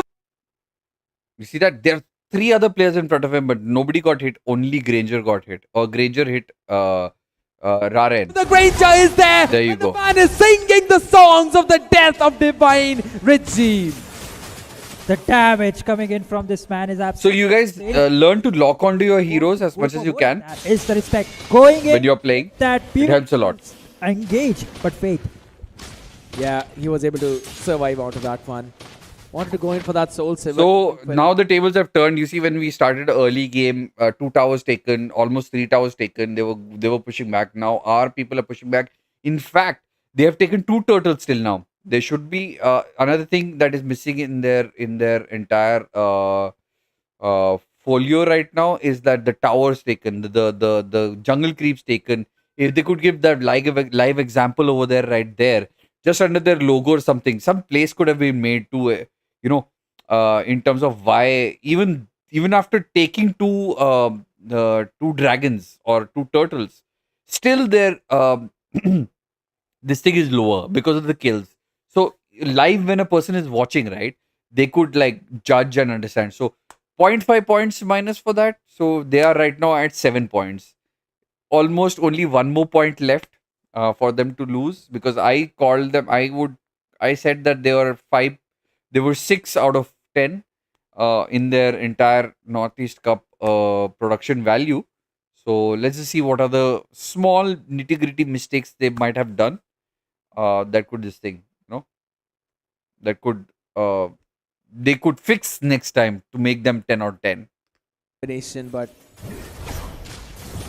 the runaway coming in from the other side. Can't really go in and catch them. Now think things through. Fate is running on a sprint. Off to bed. He's not on the vengeance, so he cannot tank the damage after jumping in and using the curtain stall. But the reason why he's going in for sprint is to catch onto Witch, who is all the way far back into the back lines of IGN. There's the adaptation that we always talk about. Diversion, not yet committed. Just wanted to get the vision all the way towards the other side. This has been a considerably slow build-up game, Sasker. It is a build-up game, and they built it really well. IGN built that really well. Right now, they pushed at the right moment. Closing coming from the backside and trying to take that, stopping the heroes. And will they? That's going to be Fate jumping in, and the knock-up on IGN. They will fall one after the other. But Alpha Charge finally comes in, committed. Gimme gets a double. Guess what? Give this man a triple. But Anti says no, as he has enough damage. Even though he does have enough damage, guys. I'm not looking at the counter that they have got. So this is the time when players don't understand that they have got less damage and they should back off. They got 2,000. Just see where they start off. It's like 1,100, and it's become 2,000. Like 1,000 difference because it's just taking that fight. Just taking that fight. This small thing. Just look at the counter over here. Look at the counter over here. This is the counter over here. And they've built up from 1,100, just taking that fight, and they will lose. Obviously, they'll lose that fight. They don't have the items, they don't have the things to take that fight, and that's what it is. But Alpha Charge finally comes in, committed. Gimme gets a double. Guess what? Give this man a triple. But Anti says no, as he has enough damage. Even though José got a nasty flank angle, he just could not clear things up, and Fate is just scared for his life as he moves back. Oh my god. Oh my god. That 1,100 scaled up to 3,140, man. Obviously, it's going to come down because they're going to take their items now and going to come down now. And seize But IGN, secure the Lord. 3,200, 3,500. Yeah, they knew what was going to happen with the diversion plays and the Akai. So this was 3,700. they wanted to try it off. 3,900. But he only got Aaron, which I think it didn't ended. They got the kill, but at It won't come down. Obviously, it will not come down. Now, do you understand the why we snowball? One is the word is called snowball, or why when you play your regular games, right? On your rank games and stuff and all, and your players are playing and everybody's playing. What are you going to do to recover that 3,000 difference, 4,000 difference? So what are you going to do to recover that? Take a few kills, play safe, play in your towers. Try and make the kills happen and take your jungle as much as you can. Poke, poke, poke. Safe, safe, safe. At what cost? 3 members of Divine Regime went down, and we also got the Lord, which is a way to go option for IGN esports because right now they're just controlling the map with the minion pressure from each sides of the lane. In a MOBA cran, never say impossible. The word impossible doesn't exist. I've seen players, you see how it's going down now? It's 4,000 was an inflated amount.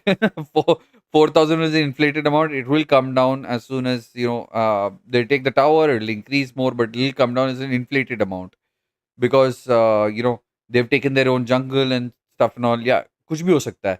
It's not done till it's done. Even that 4,000 can come down and become normal. It has happened. But you have to have the sensibilities for it. Don't go beyond your accustomed style of playing.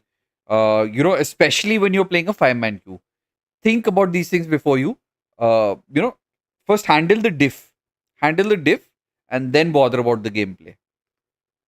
We always see this team constantly going in for those wave managements. That perfectly.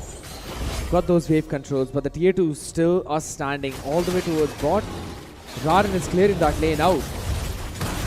Okay, that's Sonata. Finally spots out José, and he's going to be petrified onto the place, and guess what? He's going to be bursted yet again! You see that damage? You see that damage? That positioning was absolutely not required. For what joy? For what joy did Divine Regime have to go and do that? He would have been ulted by 3-4 players within the tower and they would have still won. Harlan, the creator, just creates the Sonata for his death as he constantly spams in the Rhapsody. You do not want to hand Granger to this man.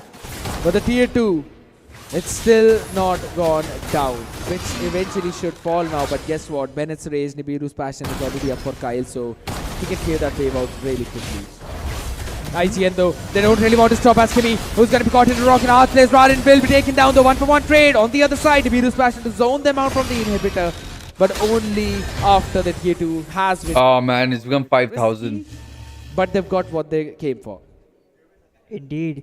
But right now, IGN is in the driver's spot, taking a lot of kills, a lot of goal leads into their hands.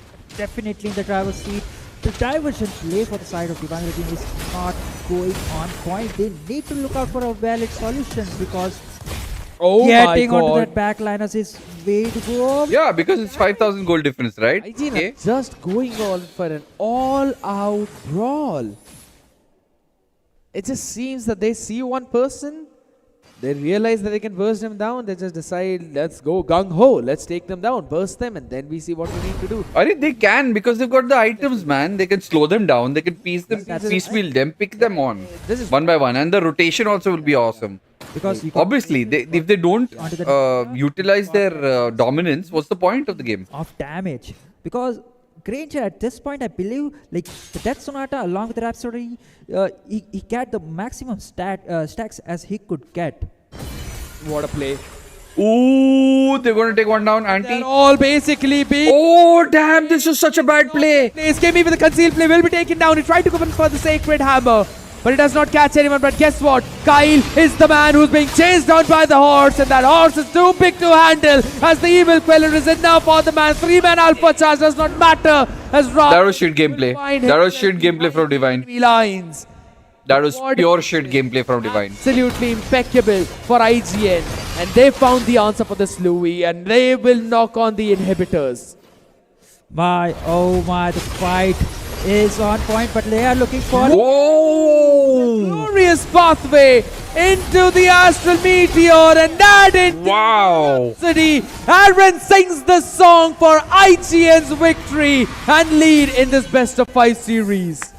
And well done. Creator, I'm saying this man creates the victory for his team to the victory gate. And the draft coming in, this time from IGN, a very well thought, a good idea. Yes, in terms of the synergy, there were few things going left and right, but overall, if you look at it, you on a Louis can't really catch anyone. Everyone's positioning was pretty awkward. They were always in the bushes where they know that they'll get the entire information of whenever there's someone on the other side or in the other bushes. And that was a smart play from IGN. Understand. Bambu lag gaya Divine Regime. I'm so sorry, bro. That was a goddamn that.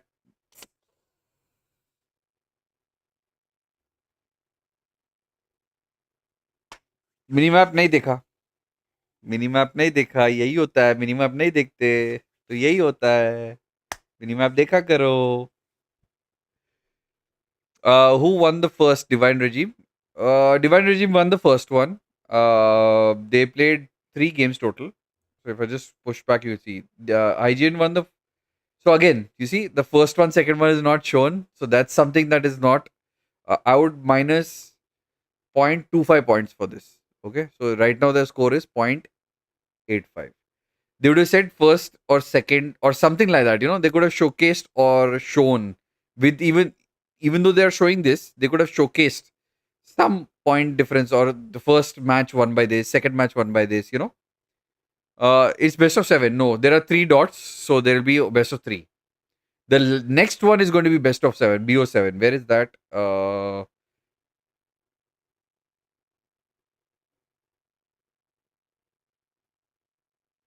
Is there one more game? This is BO3. Yeah, this is best of 3. No, this is BO3. It's clearly written BO3. 3 dots, 3 wins. Bring out something. Yeah, so yes, you see, it's clearly written here. So they won 2. IGN won 2, and it's a BO3.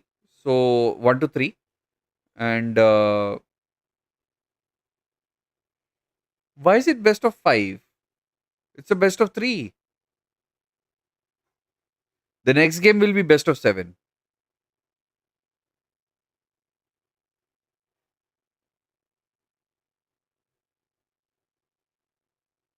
Okay. You might be right. My bad. It's best of 5, out of which the first one who reaches 3 wins, I guess. Right? Okay. Best of 3 means 3 matches total. Okay, I get it. My bad. Meanwhile, me reading it as backlops. What?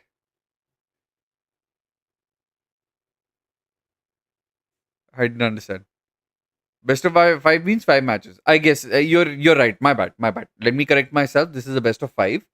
The first person to reach the 5 stars gets it.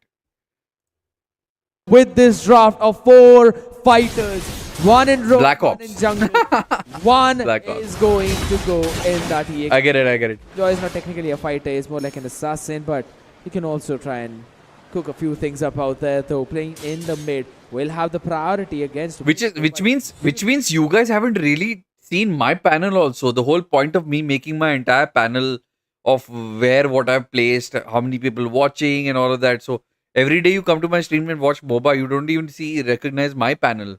Is that the case? Oh my god. Really I feel bad now. In the mid has used up the early vengeance, and still Zushin has a faster wave clear. You know, just because Zushin had the faster wave clear is because Kimi helped him out, but Zozen might be... Hey, this guy looks like another character from HOK. Early flicker being used out. A big macro play. No, he is not a character from HOK. I've seen him trying before. to catch in these people. Divine Regime, they can't really access the map. They can't This is alpha, right? access the river so early on in the game. Yeah, it's an 1 minute, alpha. 10 seconds. And Alpha jungle is damn good, bro. I really like alpha steal jungle. away a few of those crabs. Raren is not comfortable in the jungle. We're going to have a look at the early itemization, though. It's not going to give us anything but anti. Being poked down there, but he's a Hilda. He's absolutely fine. CC versus a Hilda. Anti jumps in the bush. He gains the... Yeah, we don't read what the FU playing. We just join and find out. No, that's not the reason. That's not what I'm talking about, Mr. Rec. I would suggest like that could be a stalemate lane. That's not what I'm talking about. I was playing. I actually didn't want to play more. I said yesterday that I'll play MOBA today. I am a little too exhausted to be playing a game like MOBA. So, and immediately Kran came and said like, watch party. So that's why we're catching up with the Northeast Cup. In fact, we will do M6 after this as well.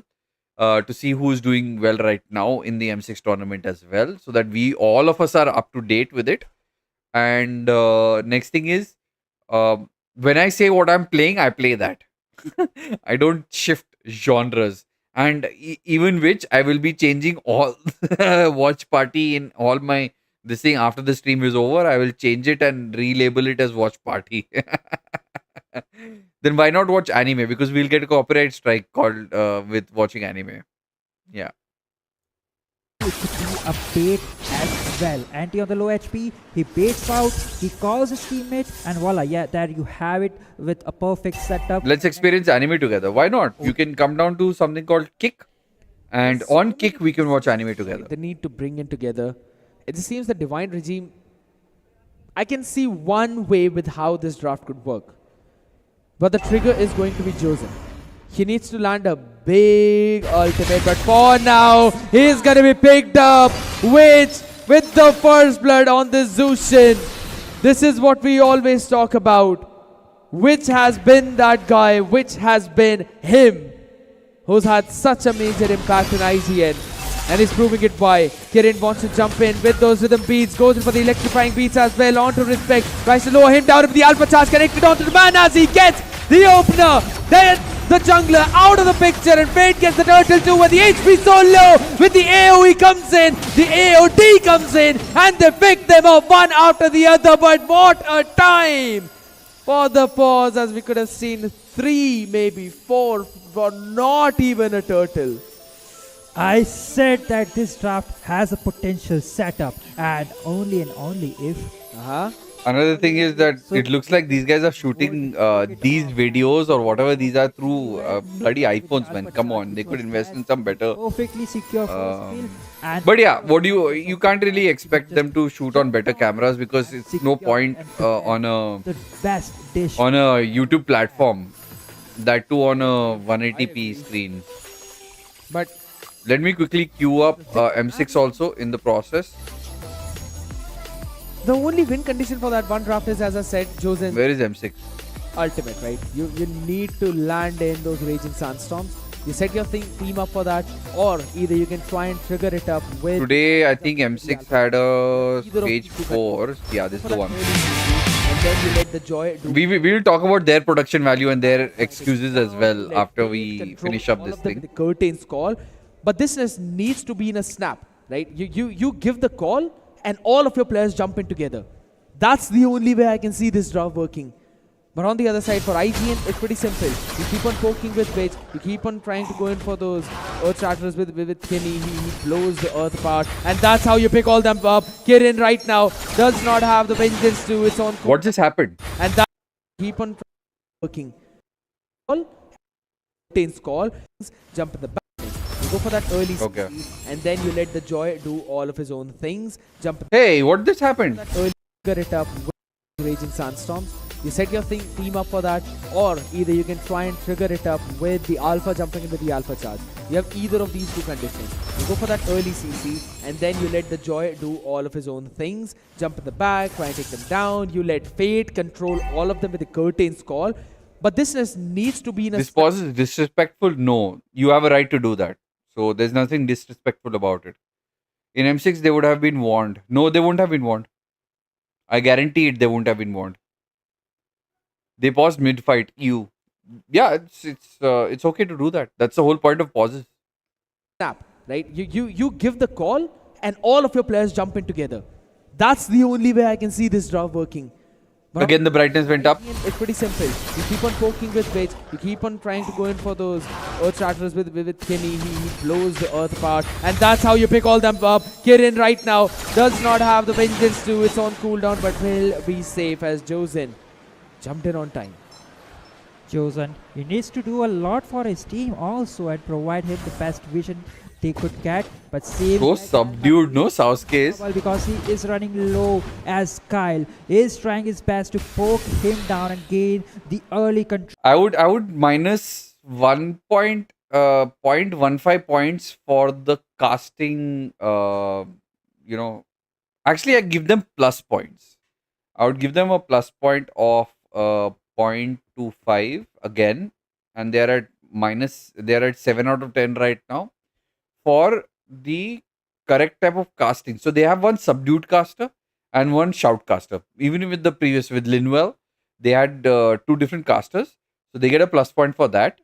And but Sasuke is a little too extra subdued, bro. He can pitch in more. And that's a personal feedback to Sasuke. Control over to him in the lane fight. Normally the Hirath should have the advantage in the lane, but it just feels that... Like, Scared Yet is eating him alive. Like, he doesn't need to dominate it so much. After making the vampire mallet, the Bruno should have good enough lifesteal to try and go and poke down the Hirath a bit and also get that HP back by those minions. So, Aaron is having a bit of a hard time, but for now we're going to see yet another José who's going to be being brought in all the way over towards the Evil Queller and the Soul Saber. As IGN find another pick, Divine Regime. The comeback kings right now are struggling in the early game. They are facing difficulties. Raren can only see his teammate fall maybe, but the AOG comes in and there's no way for them to jump out as the Zaman Force just helps Harlan dash out through all of that CC. But Fate on the other side will be able to take Witch down. Raging Sandstorm with the flicker, Respect runs away with the Evil Queller. He dodges every single thing but Divine Regime. Bro, I'm literally watching a 6-year-old rank game right now. 6-year-old rank game is what I mean, like a 6-year-old is playing a rank game. क्या nonsense चल रहा है बे? ऐसे थोड़ी खेलते हैं. दोनों team पागल होगी क्या? टावर के अंदर खेल रही है ऐसे? No, this is not how international level people play. No way in hell, Jose. No. Especially for a person who's in lead, Divine Regime. क्या कर रही है IGN Esports? पागल हो क्या? Wins out that fight. That phenomenal fight being engaged from side of IGN, but this time the whole tide was in the favor of Divine Regime, and along with the turtle they are leading in the gold lead. 1.3k right now, riding the car in the driver's seat. Kyle looking for that extra goal from the top tier. As you said, that extra goal from the top side. He's constantly been doing that from both these lanes. Even from the bottom, they've basically taken everything. But here's the thing. You really need to get this snowball in at the perfect time as well on the other side. Hunter Strike being built up. Respect is going to have that bit of an advantage over Dante. Jumping out, revealing his position as the Crimson Prize comes into the play as well. Kyle a bit too close though, but they will be able to clear the tower. Good scouting out coming in with the Alpha Charge now to try and jump in, but Respect will have to run away as Anti becomes the bait. But still the Revitalize was there, but the volley shot to finish him off as Bitch is out, stranded in an island. He gets one, only to be fallen. Maybe wait a second, that's a big coming in. Bruno catches one, the OG with the Purify on the perfect time, dodges the shot as Kyle still is going in for the volley shot, gets a triple kill. This man refuses to die. Is it a maniac? As Kimmy stands alone and Kimmy falls alone, and so did the tower on top. So as a normal people, when we are playing this game and we realize that this is what is happening and we're trying to take kills and whatever it is. I mean, तुम्हारे phone के अंदर भोसड़ी के back button नहीं है लोडू. What a play by Divine Regime. Divine regime all over. That is exactly how people will feel. That insane draft with that insane plays, going around, getting their plays, getting the kills and increasing the goal leads right onto the hand, and that would be Kaiki going for that bottom tower. But you know, Scary, the best part, I said this had Scary. had this similar kind of a draft, and it's Bro, minus 0.5 points for that. Scary. What the hell? Actually, even I've done that, but yeah. Minus 0.5 points for that. 6.095. 6.95. I should be like, what a choke from IGN team. That was a good choke. No doubt about that. well, but again, this might be in some trouble. Yeah, José though, he might have been a bit more than he could chew right now. Cannot really survive onto that one, so will have to fall down to his knees, but he's given his team enough room right now to work around with the turtle. Half HP already. Respect can jump in to try and steal, but nah, that's not gonna happen. He's just a bit too late. Immortal form does not really have a lot of movement speed, but Kyle seems to be able to create overextended out there. Diamond Force comes in, but guess what? He obliterates Harlan! He just dumps him out as the AOG is used defensively. Kimmy, he just saw the death of Harris in front of him and he could do nothing. My, oh my, that play coming in from Kyle. You know, I thought it was a kind of an overextend, but within a switch, within a nick amount of time, it switched so perfectly well. The kills were into the hands of Kyle, but again, Kirin might look for some kills. There's the electrifying beats. Yeah, but the vengeance as well, he's gonna survive maybe, but not for long enough as he finally falls, but the tier 1 has been taken down on the other side. So that's the trade. You give up on your mid laner, you take down the tier 1. And I think so that's kind of fine, right? Because it's easy. Alright, I think this one Divine Regime wins. Who's going to jump in late into the fights? You don't really mind. He's farming up a bit. Nice play from Divine, right? Still, IGN is aggressive team. We also played against them and they love to take it a lot of unnecessary fights. Yeah, bro. I agree with you and I'm seeing it too. It's so bad. It's so bad. I mean, I would never, as an MM player, I would never take fights like that. Never. Pieces of the game, but seems like Kyle and José might be overextension. Yeah, they're kind of overextending, but the Purify comes in right now. He wants to survive, but Kyle goes in for the basic attacks as which finally takes him down. And that's the Winter Crown. Raging Sandstorm on the other side. This is what is required. This is how they actually play. This is how IGN plays. Do not allow mistakes from the enemy. When they are making mistakes, this is so bad. But they should not be allowed to make mistakes. That is what should be the thing. Side towards that crimson ball, but you will not survive onto that Raging Sandstorm. My man just tried his best, but Rewind Regime, they had a good amount of lead, but it feels like now they're kind of throwing it away.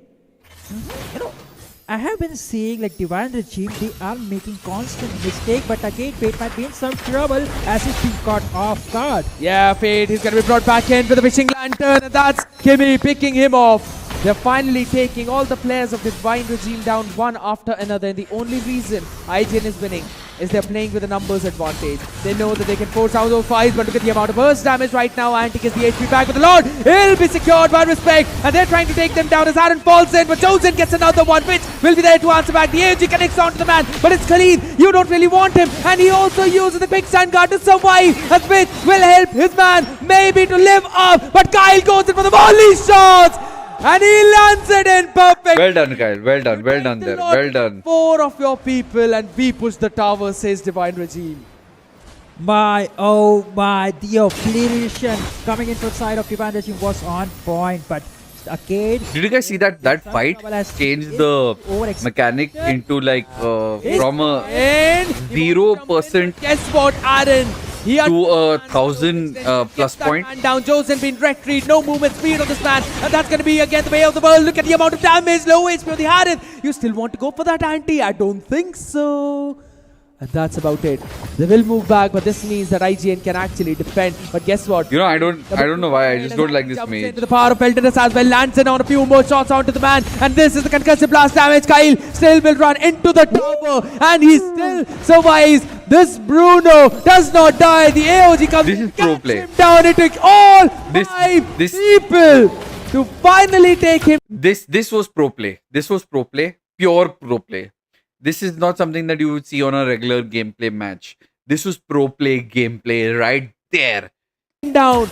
Yes, IGN won in that raid, but was it worth it? I don't think so, because the Lord is already being taken care of. CC, even though the damage is little, but it's being taken care of, and the bottom lane is being pushed slow by slow, tiny by tiny damage from the Give me OCD. with the CC. Even though they got a trade of 3 members went down from the side of Divine Red. Ooh, nice! Look at that! Look at that! He started to ring towers and Fight on is right now in terms of. Do you see that, guys? Did you see that? Leading in terms of gold lead, not much, but scared yet. I'm saying, like, we are moving into the phases of the game where the gold lead actually doesn't matter that much. Bro ये time pass नहीं चल रहा है, बहुत serious है. देखो उसने कैसे मिनियंस को खींच लिया अपने पास. Yeah, he cut the lane. He took the minions towards him. He altered the minions so that our minions come in further and they can take the tower. That's so smart. Regime, and IGN have also crossed that exactly. So I agree. I haven't seen that yet, so I don't know. Item power spike, which I've seen something like that, but not really that. All of them have that. The next mark is 42,000. Which one? People don't do that in HOK also, bro. In higher games, higher rank games, they don't do that in HOK also. Map control should be the first one. Yet. José needs to open the map for his team. And he's doing exactly that, slowly and steadily moving from the bottom. But he hasn't really been able to give some major setups with the Raging Sandstorm. And the only fights that Divine Regime have won were the scrappy ones where they found IGN lacking in their positionings. That's true. But no, Divine Regime, they are making constant mistakes at the time of Lord and Turtle spawns. I believe this won't be the scenario, because right now they are trying to look for the fight. Oh my goodness, that's going to be the pull-up coming in. But there we go, the AOG all the way towards the back. He found him to survive, and he's going to run away as well. What the fish? They got 2,000 plus gold. They had 2,000 plus gold Divine Regime and suddenly shifted to 2,000 IGN. Hold on. No Zaman Force, no AOG. This could be the sign for Divine Regime to fight. This could very well be the opportunity for them to try and take the Lord. Waves are pushing in on the top side for IGN, so that's a big thing for them. But all of them are clubbed up. They don't know what's happening around the map. And a good zone from Kyle and Fate. It's going to be the Lord by Rad. Probably at the backline. Now he's in trouble. They take them down one after the other. And when the creator will be able to trade Kirin. But is it enough though? Lord is out, about. And the Raging Sandstorm and 3 people in the backline can eventually do the trick. But guess what? Ooh, what a save, what a save, what a save, what a save. But respect, and we take them down one after the other as the alpha charge from Raran is there. He tries to Winter Crown only to fall to his death. Divine Regime wins the Lord, but IGN wins the scrappy fight. And this time 4 members on the ground, actually 5, the 5th one just respawned. They are looking strong right now and might look to take one of the inhibitors from the top lane. So do you realize that even though the enemy took the Lord, it doesn't really influx in the gold. It's still 2,000 gold difference. Till a few minutes ago, the gold difference was 2,000 in their favor, in Divine Regime's favor. Look at that. They had gold here. 2,000. They were so forward. Yeah, 1,000 gold here, and now it's 2,000 to IGN Esports.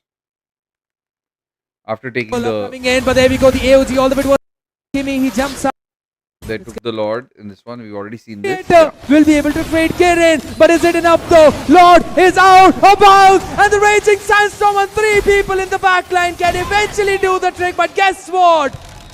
Iron still stands. Kyle overextended as he gets obliterated. But respect, and we take them down one after the other as the alpha charge from Raran is there. He tries to Winter Crown only to fall to his death.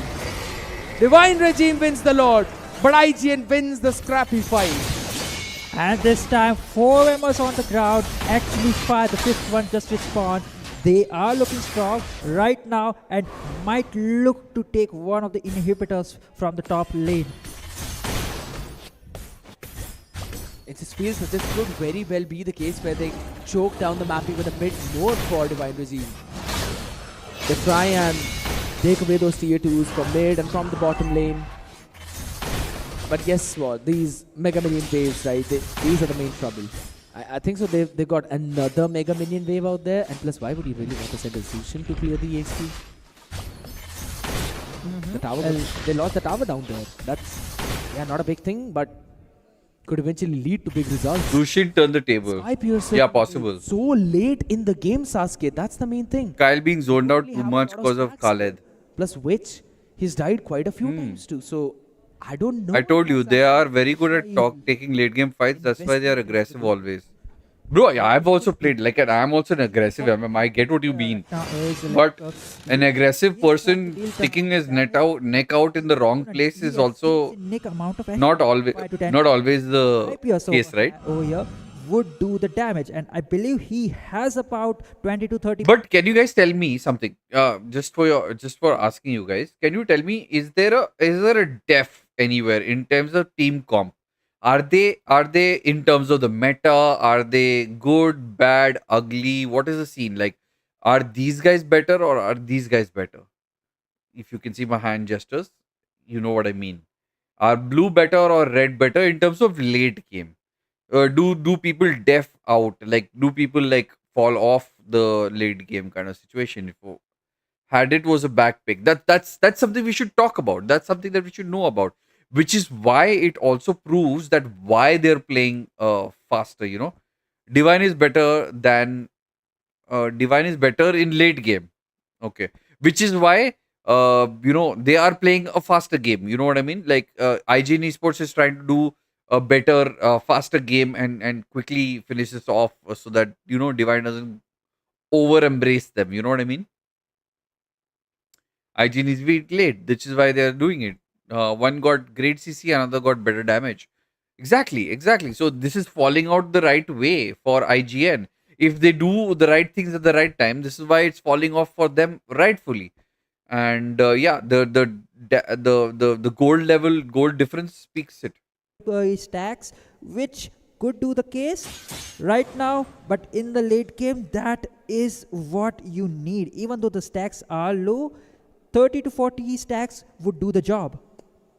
My personal opinion would be like now Divine Regime doesn't really it's not really understand. That good, right? But alright, I mean, it's something that he likes to do. Fake. Oh my god. Oh my wow. God. Oh, okay, Auntie.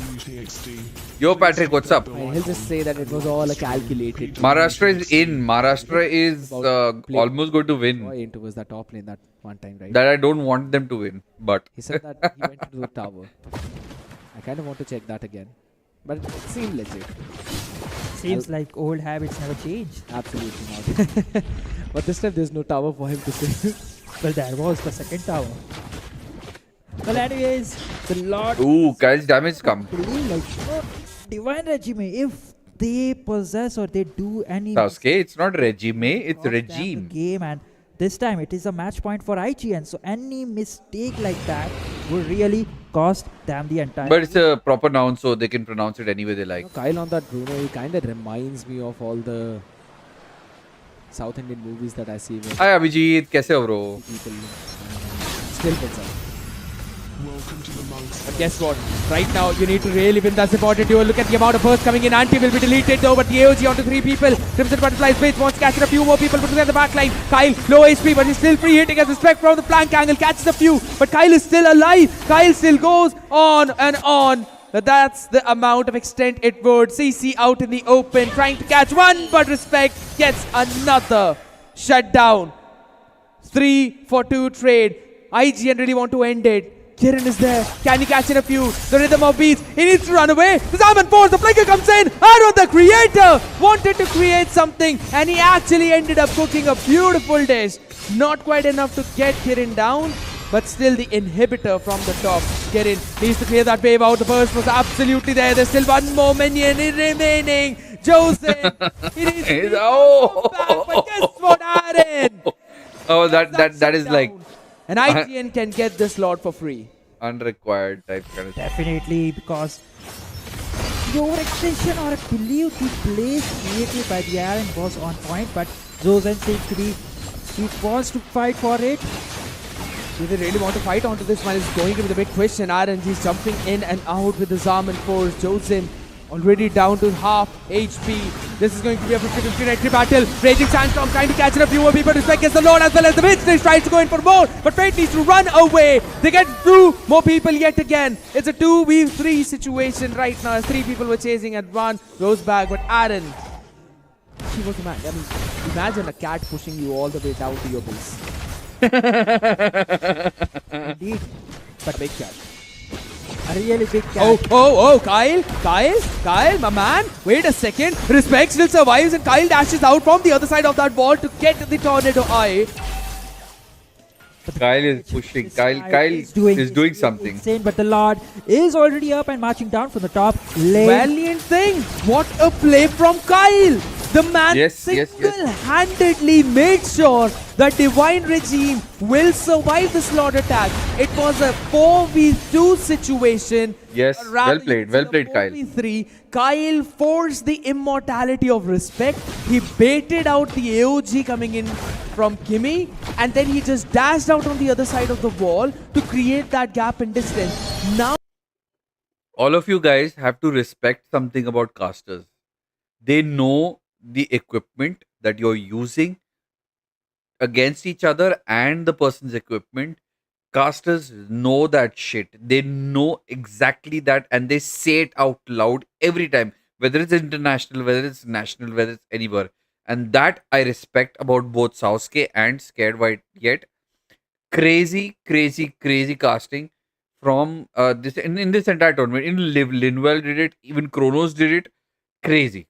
Good stuff. Plus point on that. Good stuff. Now Respect is low on HP. He cannot jump in. He will get one-shotted by volley shot. Like time pass casters नहीं हमारे पास. हम लोग अच्छा काम करते हैं. We know what we're doing. In terms of casting at least. So you have got no one to get the setup in and deal the damage, and that's a perfect defense. But guess what? They really want to go in for more right now as the AOG connects shot. Oh, bad engage. Bang it engage. For Aaron, he gets one. Wants to focus on more. Gets Kirin as well. Kyle is running away for his survivability. Purify being popped up. Respect tries to shoot in the arrow as 3 people get caught in by the charge of Brunner. He is the alpha, but he gets beaten into that position. Well done. Down, and it's all. Well done, Scared. Well done. And Kyle, to keep their team alive. He's still a bit too far ahead. He goes in for the sliding tackle and tackles anti-mage down. Curtain call onto everyone shouting Kyle in the arena, and it's so damn worth it. Yeah, it is so worth it. Well done, Kyle. Well done. Respect to you, bro. But the minion waves is just crashing down, and I believe Scadiat. Like Kyle is like Bazigar right now. The last time we checked, he had around 3 to 4 kills, but right now he is on to the 9 kills, and I believe the stacks would be probably up to 80 to 70 stacks. I mean, the amount of damage he will be dealing with that kind of stacks is really insane, and they got no choice around to shut him down at this point. No, someone just need to be a defense for him. That's all he needs. He can run down IGN Esports right now. For the booth. All he needs is someone to defend him. Gold meteor. Malefic. CC him. CC the other team. That's it. Everything that we need on a Brunner. No wind of nature. And that is ballsy from him. Yeah, that I agree. He just wants to do that raw damage. He just wants to go in. 1 minute. What happened? I do get it might be a disadvantage, but man, it is a LAN event. Why they allowing this? I am applying for casting too.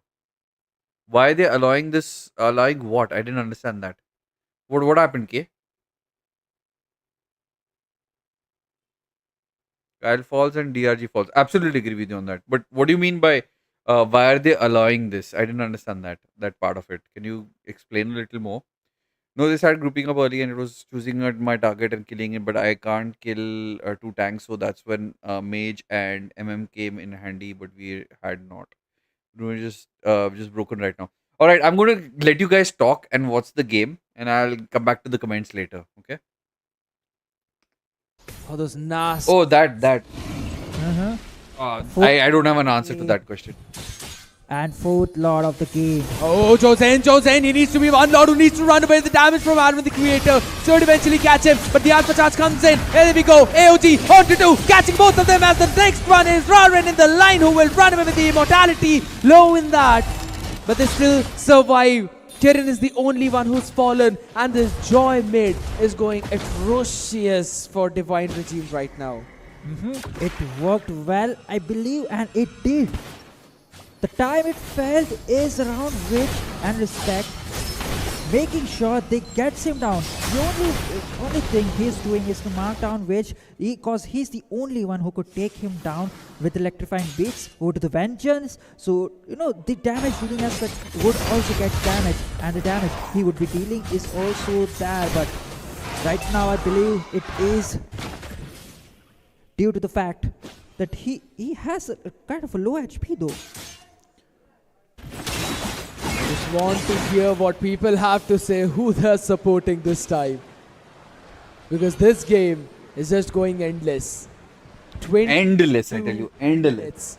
Kyle just thinks that he is the hero, and he actually is the hero. Sort of is right now. He is the hero for his team for sure. That HP back. Now the Lord marches down top. Everything is in this defensive hand. Fade, bit low. You need to give the setup. Lord is low. Kyle out there in the open. Finally gets caught. The hero has fallen. And so are Divine Regime, as they will lose out their lives and also the game. And in this best of 5 series, IGN become the second grand finalist of the Northeast Cup Season 1. Oh my, the intense battle, 22 minutes, 4th game, and I have to say that Joy did work for Divine Regime into mid to early game era. But you know what that guy is doing? You know what this guy was doing? Do you know what he was looking for? Can you guys tell me what he was looking for?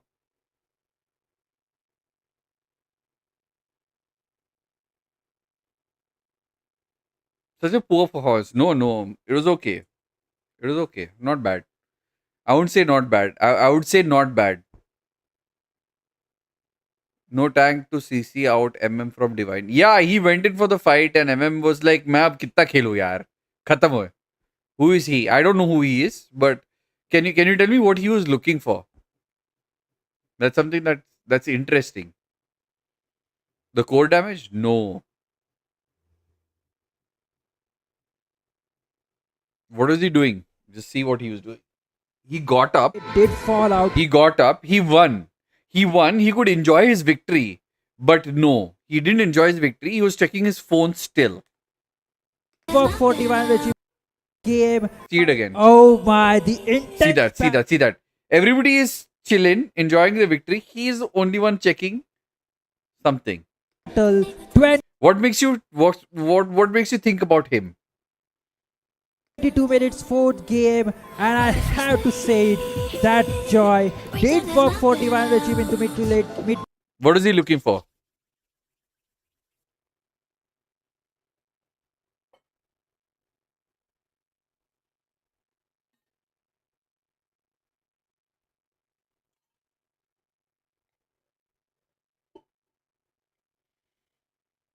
Game is over. Everything's done. What the hell were they looking for? Especially him. Yes, MVP. Early game era, but it did fall out just because of the Sky Piercer, which built on over to that MVP damage and the sustainability. He had at that point was way too insane. Yep. There was some good plays in the early. I agree. There was a time Divine Regime had a 1,000 goal lead.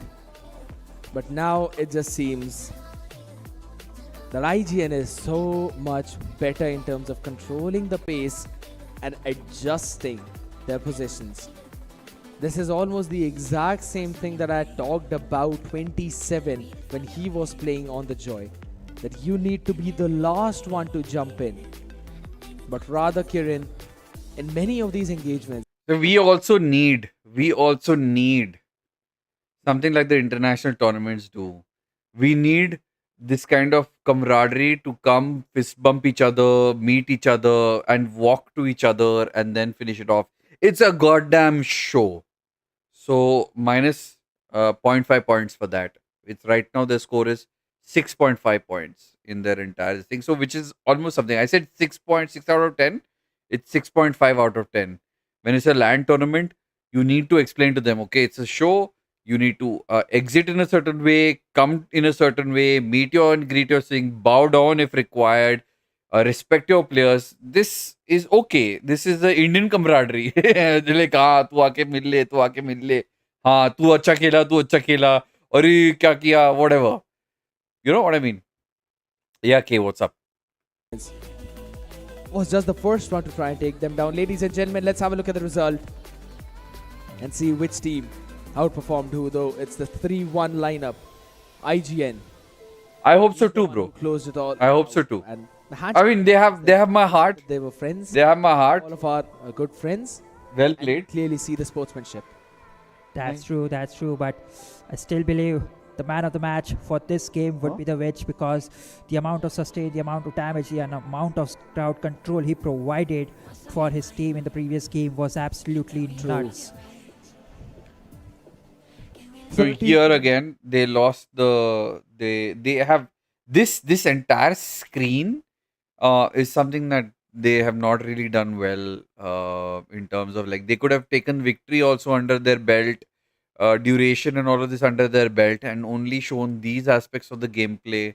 Obviously they are not they're relying on non-Moonton kind of stuff. Moonton has exclusive rights. It's called IP. And they give you when Moonton does the M6 tournament, which we will see now. Let me just move my camera a little bit aside, so over bearing the there we go. Yeah. So when Moonton gives you abilities, they give you APIs, which means you can like get this data separately, differently, and showcase it differently. Feed in the APIs code wise to actually enable you to get the same data differently and showcase it differently, and very accurate to the game. So that is something that I would like to actually showcase to you guys also. That you see an Indian tournament with the same thing that you see, whereas when you see an international tournament, what it might be like. To 21, and you said which little rated radiant armor and an oracle. All right, so that's about it for the for this thing. Let's check out what the M6 is all about today. We've got FCON today. FCON versus BO5, which is FCON versus TS. FNOP is a very good scene right now. FNOP Singapore.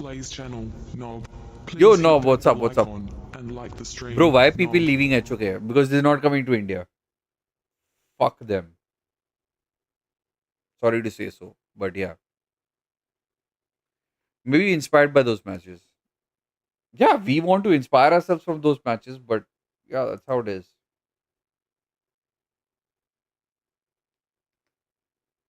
Falcon versus Team Spirit. Shall we go for that one first? Okay, let's go for that one. Falcon versus Team Spirit. Why is it not showing me? FNOP in grand finale. I guess after today's match. Yeah, could be. Okay, here. Falcon versus Team Spirit. Third one. Let's go to the last game and check that out. Here. I mean, just looking at the draft, I agree. Team Spirit has won, but again, that's just 50% of the match. Falcon Esports, if they can execute this to perfection, they have a huge... Ooh, I forgot to tell you. The biggest fallout for Northeast Cup right now, currently, was them goddamn sound engineer. 1 point cut for them. One entire point cut for them for this sound engineering. Because on stream, this thing was cutting out. Their voice was cutting out. The casters was casting, shout casting. but they could not enable it. Their voice was cutting out, their shit was cutting out, and that's a very big bad sign. And to that, -1 point, complete -1 point, and their score right now is lower than what I expected. It has come down to 5.75. No, 5.95. Sad. Advantage when it comes to macro. And if they can outplay Team Spirit in that category, we can just see another 5-game series. Kidumba. Kidumba. We can hope, we can wish, but we So might have what graphics you see right now? These graphics, once again all of these graphics are allowable from Moonton. You see these graphics, everything is through an API. It's called API, and these graphics are developed by a graphic designer. But when they're selected, it automatically arranges itself into those positions, and that's the API. And that's when you get availability to the API, you can do these things. Outplay Team Spirit in that category, we can just see another 5-game series nice soon. This entire thing is also the similar aspect of the API. This entire thing is just the green screen, and they put out something else on the green screen. This layout is just on the green screen of the map. The game starts, and they give you API, and they allow this on the map itself. And these are green screens where they can put it, and this is hard coded. These things are hard coded by Tencent itself, because Tencent has got paid from ROG Gaming and Kidia.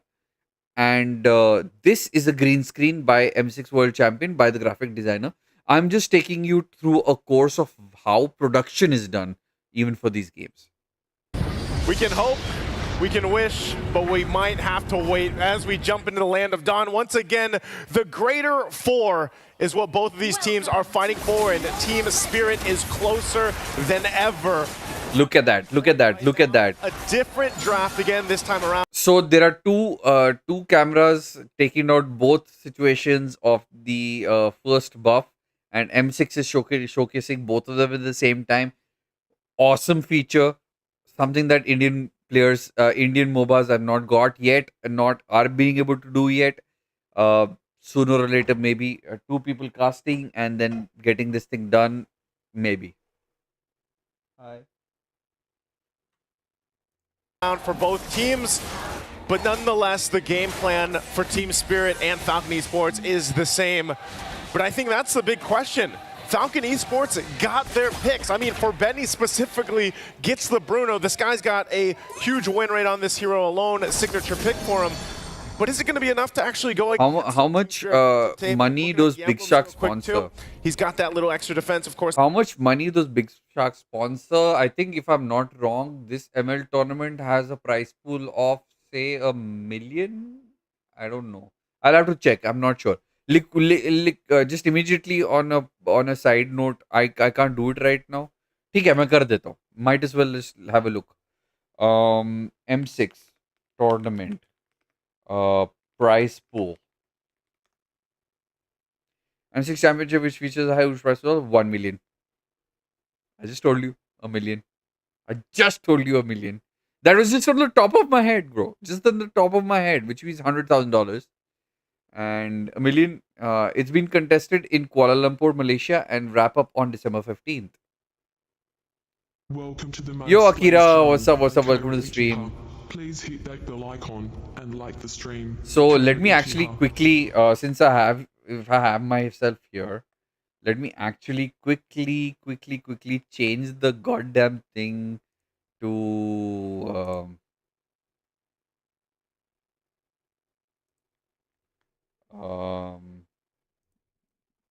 I thought we would romance,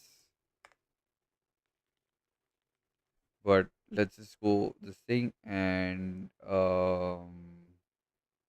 change this to Mlbb tournaments, watch party.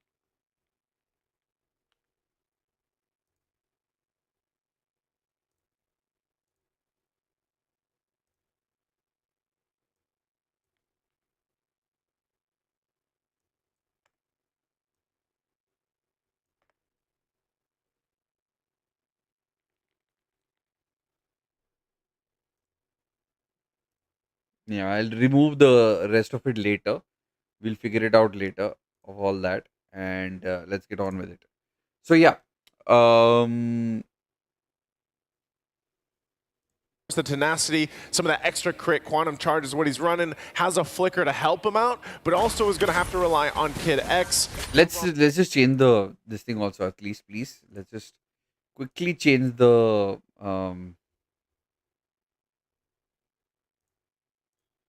Welcome to the Monk's Blaze channel, Ritam Banerjee. Yo, Please hit Ritam, the what's like up? on What's up? and What's like up? the stream, Welcome to the Ritam Banerjee.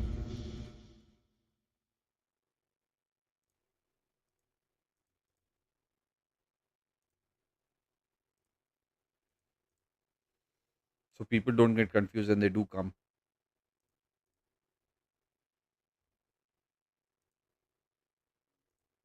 Hey, I don't want to lose the. I made a lot of effort trying to get this thing, so I don't want to lose it. All right, let's get on with it. On the other side, Hiko has been phenomenal. Just, again, the youngest player right now in the whole tournament, and he's been doing great. I mean, even though he gets his hands on the Granger, another... I like Falcon Esports because they defeated BTK, and then FNOP defeated Falcon Esports, so yeah. You are back from dinner. Nice. Wiggy Shadow Kill will do the job for one shot to take away Royal Milk. And that was MLB MSC tournament is 3 million prize pool, biggest so far. If we're gonna look back, No, not the biggest so far. They're bigger tournaments than that. Fnatic on the Philippines. This was Oh, in terms of ML's biggest, yeah, maybe. had to rely on the XP lane to dominate that laning phase and eventually let Benny reach his power spike early on and just wreak havoc against their teams. But with an early kill onto the CC, this might just be the same story that we've seen for Game 1 and Game 2. And part of that is the fact that that early kill, that first blood, went in the hands of One Shot. And I said this in the last game, One Shot didn't get that first blood, but he was part of it. But this time that he gets this, small advantage as it is, it gives you that confidence also on a hyper-scaling hero like Hayabusa to go ahead and get somewhat of an advantage. And maybe that's why Dax still went with his Fredrin. They trying to make a play. Trying to make a play onto Kid Bomba. They're going to do so successfully. A lot of artillery coming in from PX7 to dish out the damage onto Kid Bomba and Team Spirit.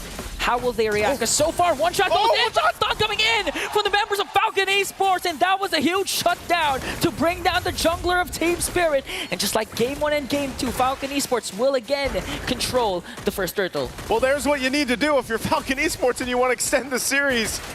You shut down a One Shot. Great usage of all the tools they had in their favor. Not only that, they started that fight again on Kid Bomba. It looked like Team Spirit was like, you know what, we do want to rotate, we do want to go ahead and contest this or grab that first turtle even after getting the first blood.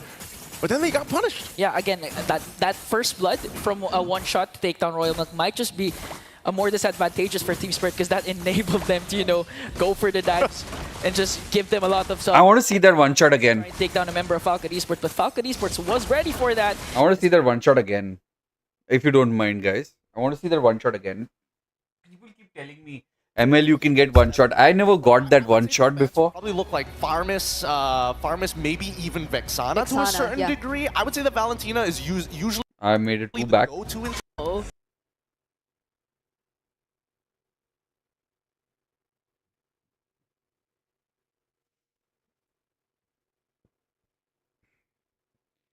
Come on, come on, come on, come on.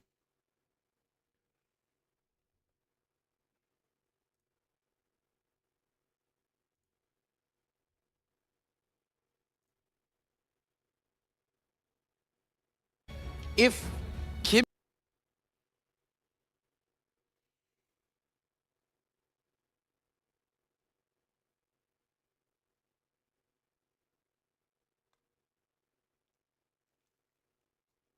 So they had to rely on the XP lane to dominate that lane. Am I in the right place Eventually now? let Benny reach his power spike early on and just wreak havoc against their teams. But Yeah, I'm in the right place. to the CC, this might just be the I same just went to get water, so I missed the one shot. Game 1 and Game 2. And part of that is the fact that that early kill, that first blood, went in the hands of One Shot. And I said this in the last game, One Shot didn't get that first blood, but he was part of it. But this time that he gets this, small advantage as it is, it gives you that confidence also on a hyper-scaling hero like Hayabusa to go ahead and get somewhat of an advantage. Oh, Hayabusa did one shot. With this Fredrin, they trying to make a play. Trying to make a play onto Kid Bomba. Okay. Do so successfully. A lot of our artillery coming in from PX7 to dish out the damage onto Kid Bomba and Team Spirit. How will they react? Because so far, one shot goes in, stun coming in! Ooh, one shot is the name of the player. Huge shutdown. Okay. My bad. Jungler of Team Spirit. And just like Game 1 and Game 2, Falcon Esports will again control the first turtle. Well, there's what you need to do if you're Falcon Esports and you want to extend the series. You shut down a one-shot. Great usage of all the tools they have in their favor. Not only that, they started that fight again on Kid Bomba. It looked like Team Spirit was like, you know what, we do want to rotate, we do want to These casters, Miriko and Leo came to Whitefeather's arena. Nice, bro. In fact, some of the people in Whitefeather arena are actually working in this new, in the new tournament of the LAN tournament as well. I know personally one person is actually been incurred in the group and is part of the team. Yeah, Whitefeather arena. I'll be really honest. I was going to host a tournament for HOK. Something that I don't think I told any one of you. I was going to host a tournament for HOK after the LAN tournament finishes. And my first pick was I had a sponsor who's taking care of this thing. And we are not going ahead with it anymore because I am backing out myself first of all, and the tournament was going to be hosted by Whitefeather Arena, but the so-called who do I say, the so-called sponsor wanted to go with Battle.net Esports because Battle.net Esports have got a dual channel system for the stuff.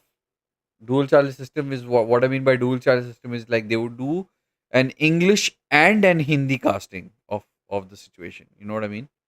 Guys, if you guys are not chatting, then I will not be able to see if you're online. Can you guys please send out some sort of chat, because I see I have nobody on chat right now. Like one person watching on YouTube. Am I still live? Hello? Okay, you are. Okay, because... Oh, thanks. So, the person who is supposed to take care of the sponsor said that we will go with Battle.net Esports because they are going to do a dual casting service to us. Which means we will be doing both a Hindi as well as an English casting on both platforms. So we'll have two kind of revenue generation platforms for the same, this thing, same tournament or whatever. So that is why I said, okay, if you are in for that, I'm okay with it.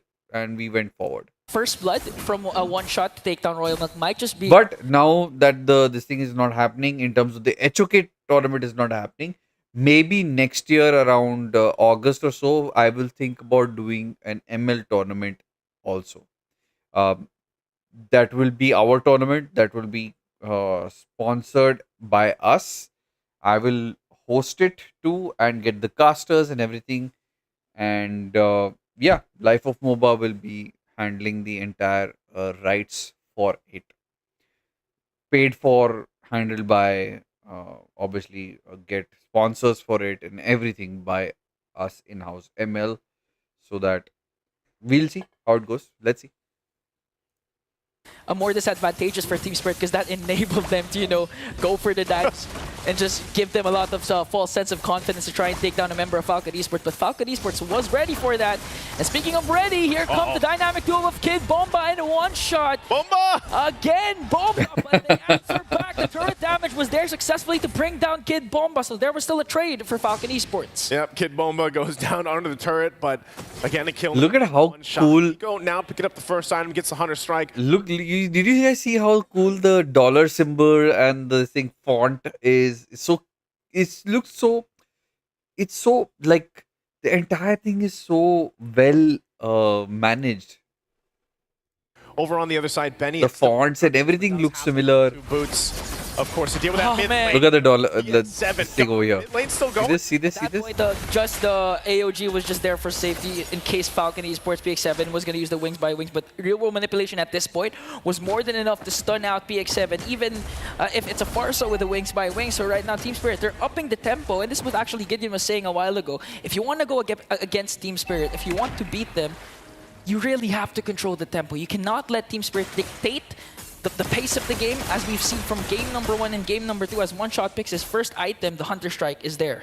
Again, if they win this, if Team Spirit ends up getting a sweep, I think a lot of people would say they're surprised, because I heard different things coming into the matchup, especially after what we saw the matchup with Falcon Esports and Fnatic Onic just previously.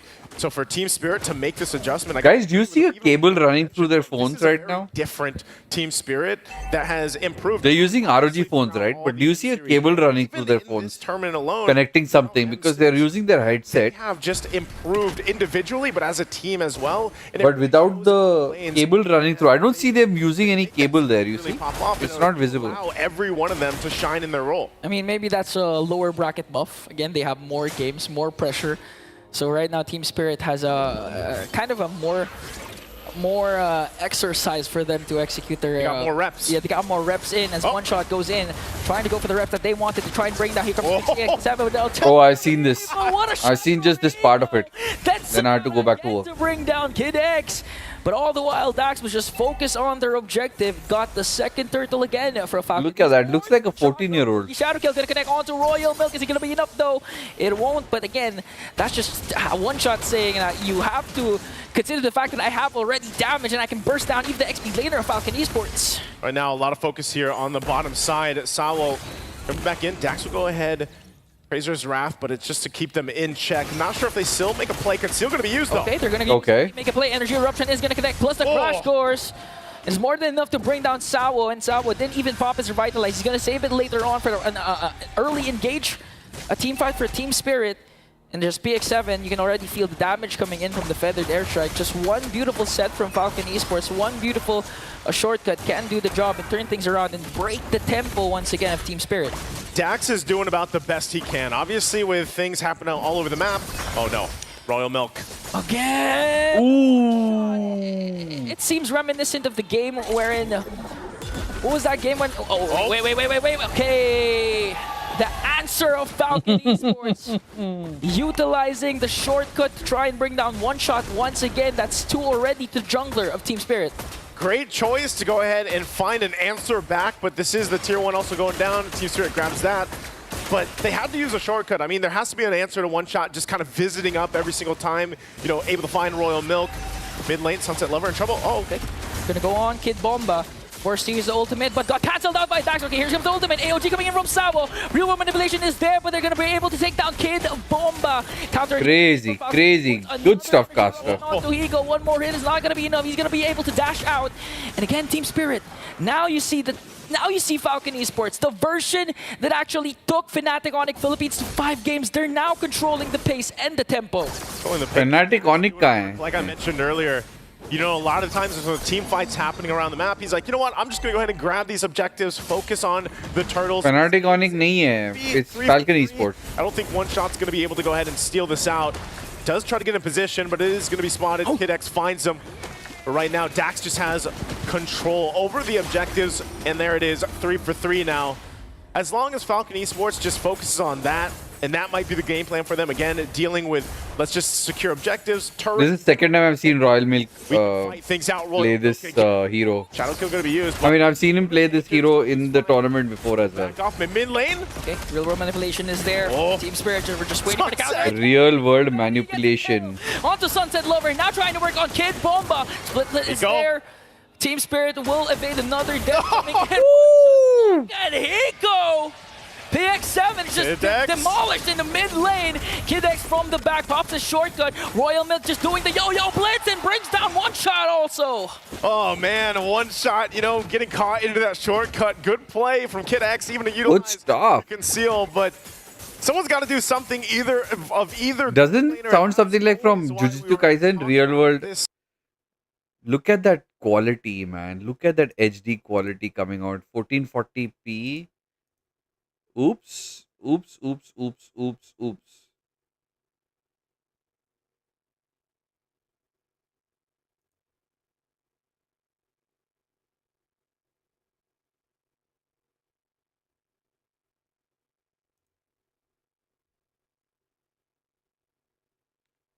Yeah. Those 2-3 item power spikes on the Ling.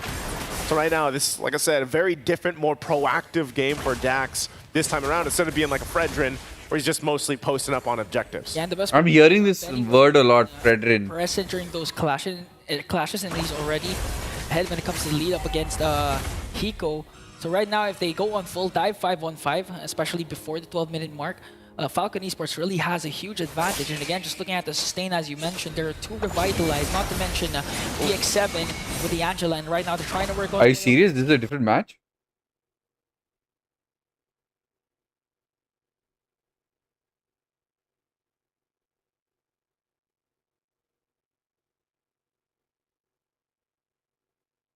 No, this is the same match.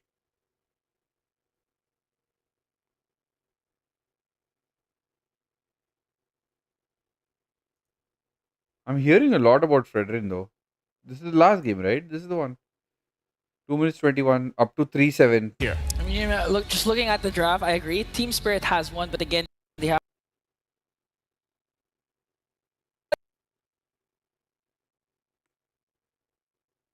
Yeah, maybe I went a little ahead. A little miscommunication, it seemed like, from Team Spirit that time. I mean, it didn't seem like...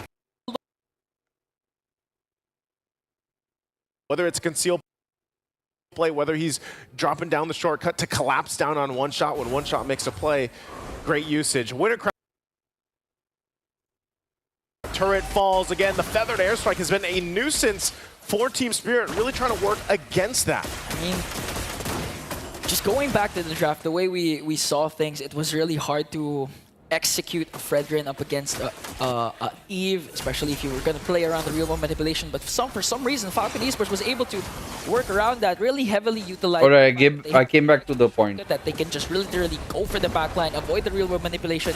But apart from that, I'd like to commend Royal Milk, because Royal Milk has been a huge distraction for Falcon Esports, to the point that One Shot is always trying to go for Royal Milk, because he knows that he can't go for Benny. Benny has a lot of guards, a lot of bodies ahead of him, protecting. It's like protecting the precedent all over again. That's the story of the two teams for the most part. But this time around, so important for Benny and really relying on it. And PX7's been doing a phenomenal job himself, just kind of locking things down with a feathered airstrike. You would think, you know, once that feathered airstrike is down, that's the best opportunity for Team Spirit to answer back. But it's also just been creative usage of having the Chip. Again, Chip, a hero that was so dominant before, you know, brought so much presence to the map, still does, but is a little bit less successful than it was previously when it was always contended or banned out in some way or another. But Kid X has done a good job, whether it's concealed play, whether he's dropping down the shortcut to collapse down on one shot when one shot makes a play. Great usage. Winter Crown now defensively for Royal Milk. Royal Milk's had a hell of a time, man. He's been getting focused down for so long. Now he can buy himself more time. He's quite tanky himself, even with the Oracle now. So Royal Milk's biggest thing is he's just the distraction at this point. You know, what's Oracle? Focus what's Oracle? If he can, and then let the rest of the team shine. As long as they take care of Benny, Falcon Esports should be okay. Yeah, but again, if you go back to I've seen Kelra. I've seen Kelra MM play. Double-edged I have. Because we've seen a Chip used against the team that was using it. I remember it was a Joy that was trying to defend their inhibitor-based turret. And Oracle is the item name. Yeah, I understood. That green color thing, right? With the sword. Same story for the side of Team Spirit to utilize the over-aggression, the false sense of confidence that they're getting with the 2.7k gold lead and a huge map control. So right now, Team Spirit, the main objective, again, is to try and target Benny, prevent his early game power spike, and as much as possible, just literally try to, you know, look for entry points that Kid X could utilize against them. Right now, they're just trying to control from losing their side of the jungle, because Falcon Esports has been all over the place, you know, playing around the advantage that they have. Again, even down to the turrets, you know, Team Spirit only has one turret down, and that's in the bottom lane. So now, on that side of that bottom lane, the Lord does come up. Falcon will get in position. One shot checks things out. He's going to get the information he needs. I don't think you want to go ahead and walk up to this. They might just give this away. It's going to be blitzed down. They go in. One shot. Go. One shot. Take it. Oh, jump. Dax gets the Lord. Here comes the attack of Falcon Esports. Royal Milk just trying to work on Kid Bomba. Benny gets the kill onto Bomba, plus onto One Shot. The two members down for Team Spirit and Falcon Esports. They also got the Lord. Yeah, a little miscommunication it seemed like from Team Spirit that time. I mean, it didn't seem like they really had a singular plan on how they wanted to approach that. One shot was in range also of the Lord, but not able to win the red tree, but then also gets kind of caught out. So with that, Falcon Esports not only gets that Lord, but they'll take some of these base turrets too.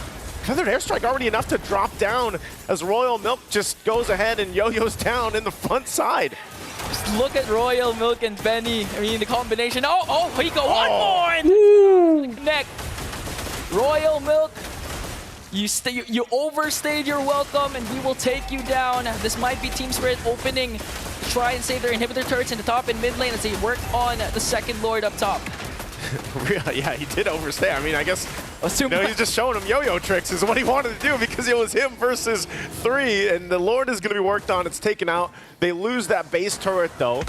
No, Rita is. PX7 was able to evade that with a wing spike, but here comes one shot with a shadow kill.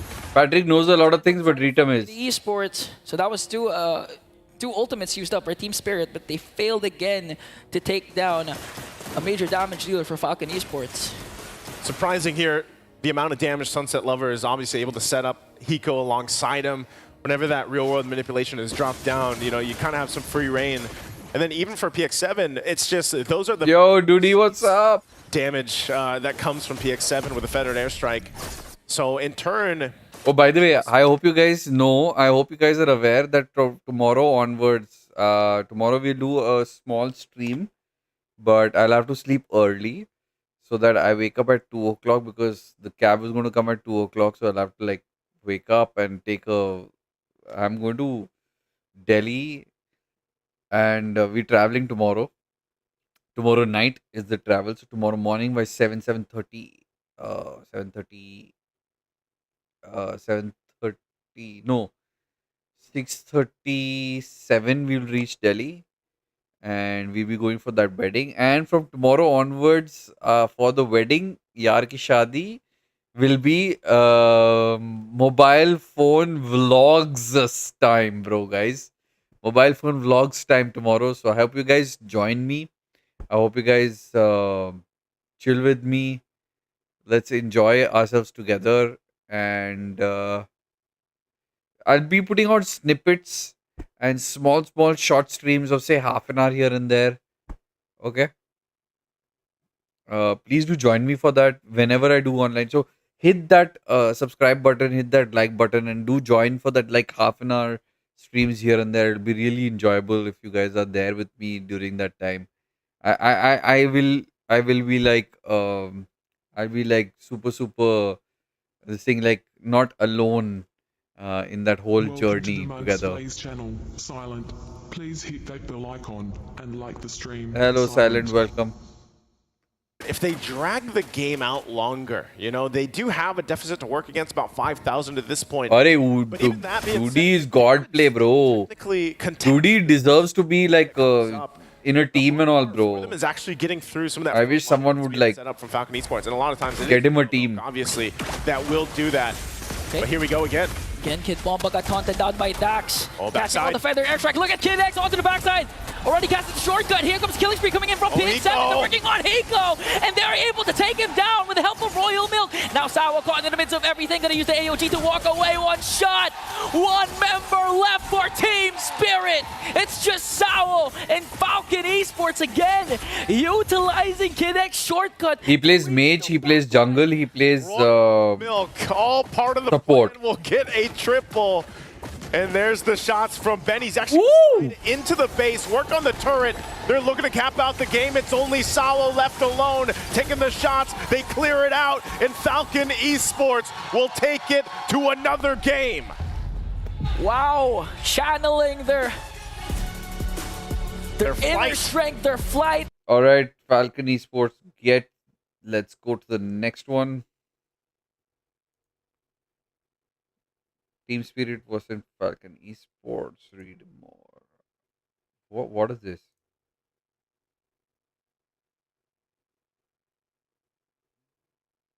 Watch parties happening here for Falcon Esports. The support is phenomenal. This lineup, man, is aggressive, Inga. Aggressive as it can be. The Angela Link combination. Oh, this is the final game. Potentially match. This is match point for. This is the final game. Falcon Esports. They have a lot up their sleeves. Will Falcon Esports gain more altitude to meet up with the Dragons of the North, Team Spirit? They need this game in their pockets to take it to another game of 5. We're in the land of Dawn. Once again, Team Spirit and Falcon Esports. Okay, so the panel mentioned a while ago that Falcon, they really want to go for the control in the early game. Again, they have the duo of the Hylos and the Hilda that could really be a thorn in the neck of especially One-Shot in his own jungle. But again, these are the type of glass cannon lineups wherein if you snowball, you automatically win the game. But at the same time, if you're on the receiving end of the early game, look at the kind of production. You have to wait eventually for that. Look at the kind of production value they have. Okay, they are showing Daxi, Savo, and they are showing Dax over here and Deadshot over here. The production value is flawed a little bit because they have not infused the API properly. I wouldn't say API properly. The programmer, he should be showing Kidex and P7, right? But he's showing One-Shot and both the junglers. You see? Scale up. So that's the difference here. That's the diff here. They should be showing.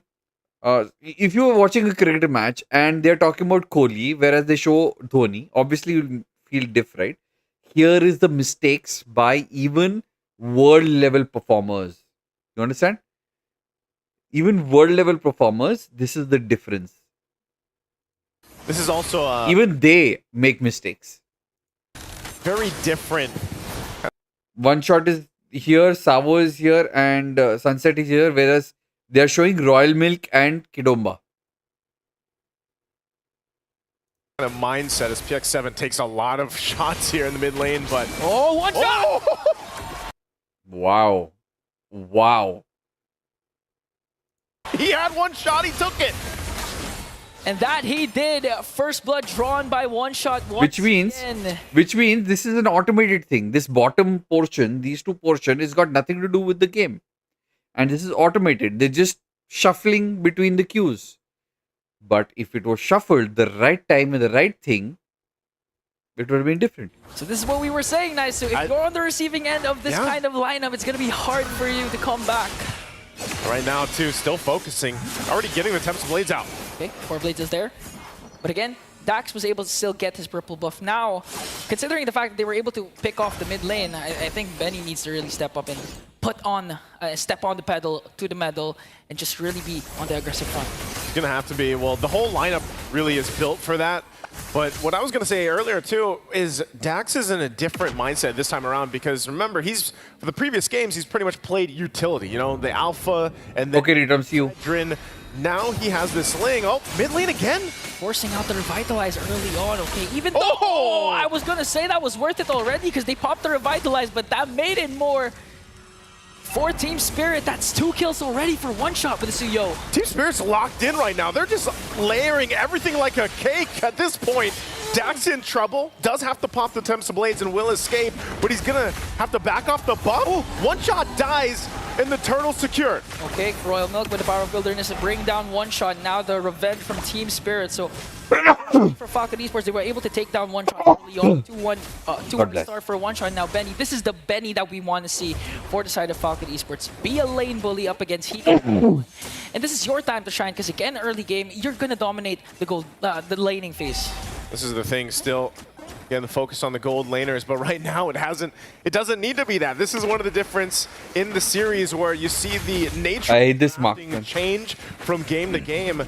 And now even with this, you know, it's the junglers who are really the highlight of the early game, and it has been so far, except for Dax. He's dealt so much pressure. He's dealt with so much pressure from Team Spirit. And even in the mid lane, if they continue to do this at PX7, I mean, this has been happening time and time again where PX7 can't really, you know, be in that front side of the mid lane because of that threat of just being collapsed on or the layering of skills that Team Spirit can throw and take him down. So if you actually get rid of PX7 and then you either burn the flicker or he's not able to use the heart guard, that's a big piece of utility gone out of the plans here for Falcon Esports. Okay, so right now they're trying to work on Kid X, wanting to force out the Revitalize early on, and they will do so once again. That's why it's a signal for them to not go deep. Don't try to go for the over-aggressive dives, because that was the objective. Just literally pop, revitalize Kid X. Yeah, get it down if they can.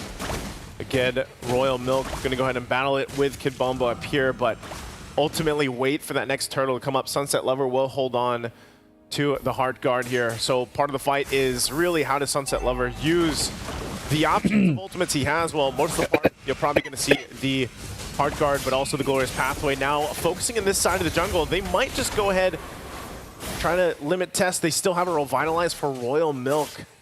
Both junglers going to work on the buffs, but Turtle's up now, so they'll go ahead and rotate up to their gold laners. Will stay at. All right, Yokes, you. And right now, some of the first items also being locked in. Royal Milk gets the Thunderbelt. Kid X again, pop the Glorious Pathway. Huge pulls right away onto Kid X, forcing the Glorious Pathway to be used defensively. This is a huge disadvantage for Falcon Esports. Here comes the Heart Guard. Now they're trying to go for Dax. Okay, Tempest of Blades is there, but the AOG is going to connect. But still, Dax having trouble with the grindation of damage, but he will do so successfully and bring that one shot with the help of Kid X. But now the engage from Team Spirit is going to work on Kid X here, and Samo might be able to pick up the kill. That's a 1-for-1 trade, but the problem is Team Spirit again, they lost one shot. They lost one. It looks like Dax, you know, as low as he is, he's going to go ahead and grab the buff. No one was able to commit to the turtle because they forced the fight. Good usage of PX7's Heart Guard, but we then also saw it from Sunset Lover to go for the fight, but they kind of got, you know, collapsed down on, and that's what the Ling does best. Dax also now getting his Berserker's Fury first item locked in, and we'll see if they actually get ready for that turtle still. Starting with Scythe now for Benny too. He's been farming up well. Hiko only has Corrosive Scythe, so still working on it, but both junglers kind of up to the decision. Like, do we actually want to prioritize these turtles, or is it better just go for the kills here? Top side, looks like Kid Bomba is going to be on the run. So has the split, but he did burn that flicker. Again, it's a matter of just literally burning resources before engaging in a huge team fight, and both of these teams have been doing well when it comes to that department. Again, Kid Bomba used up already the flicker. Now they're trying to work on Royal Milk. Here comes one, Dax again. Plus the Eternal Guard going to connect with the Tempest of Blades, going to bring that one shot. Not a good start for Team Spirit. And now they're trying to work on Kid Bomba though. Hiko on the other hand is here in the picture. His stacks are there. He's not going to cast a crossbow attack as it's ooh, nice play to take down Royal Milk. Again, a 1-for-1 trade, but it's always one shot. Who's suffering from Team Spirit? That's what happens. Like I said, you get collapsed down. I mean, Kid X slowly but surely working on Sunset Lover. Gonna have to back off. Good push there from Benny down on the bottom side to get the tier 1. Same thing happens on the other side of the map. Hiko locks that one in. And one of the games now for the first time where we don't see all this turtle priority. This one still up for the taking, but second turtle for the game. Not sure if we'll get, of course, to the third one. Right now, it's just being worked on. It looks like it's gonna be secured. One shot will go ahead and grab that. So amongst it all, Team Spirit still holding on. He has a squad. Of a lead, but Dax is becoming a threat anytime that he actually decides to go in. And also, this is one of the great. He has a squad of what? Warcry Emblem, and then that little bit of a safety net with PX7's Heart Guard, and even a double Revitalize. You can stay into those fights, grab all the blades, and then hopefully have enough damage to pump out, especially when he starts to get those 2-3 item power spikes on the Ling. So right now, this, like I said, a very different, more proactive game for Dax this time around, instead of being like a Fredrin, where he's just mostly posting up on objectives. Yeah, and the best part is Benny wasn't even present during those clashes, and he's already ahead when it comes to the lead up against Hiko. So right now, if they go on full dive 5-on-5, especially before the 12-minute mark, Falcon Esports really has a huge advantage. And again, just looking at the sustain, as you mentioned, there are 2 revitalized, not to mention EX7 with the Angela. And right now, they're trying to work on Royal Milk as Kid Bomba, zoning out the members of Falcon Esports. Royal Milk gonna get focused down here. Oh, gonna connect with the AOG. Oh, caught out. Take him down. Yes. And a double kill. Nice one, Team Spirit. Sunset Lover. The catching Falcons, and Falcon Esports wasn't prepared for the engage that Team Spirit did. That's really what it comes down to. Like, both teams have this option of, let's just jump on in. Whether that's the Tempest Blades from Falcon Esports or the Avatar of the Guardian from Sawo. Oh no. If they catch the angle they're looking for, they get an advantage. One shot's gonna take this opportunity and be like, I'm gonna start your purple buff and take this away from you. And that he does.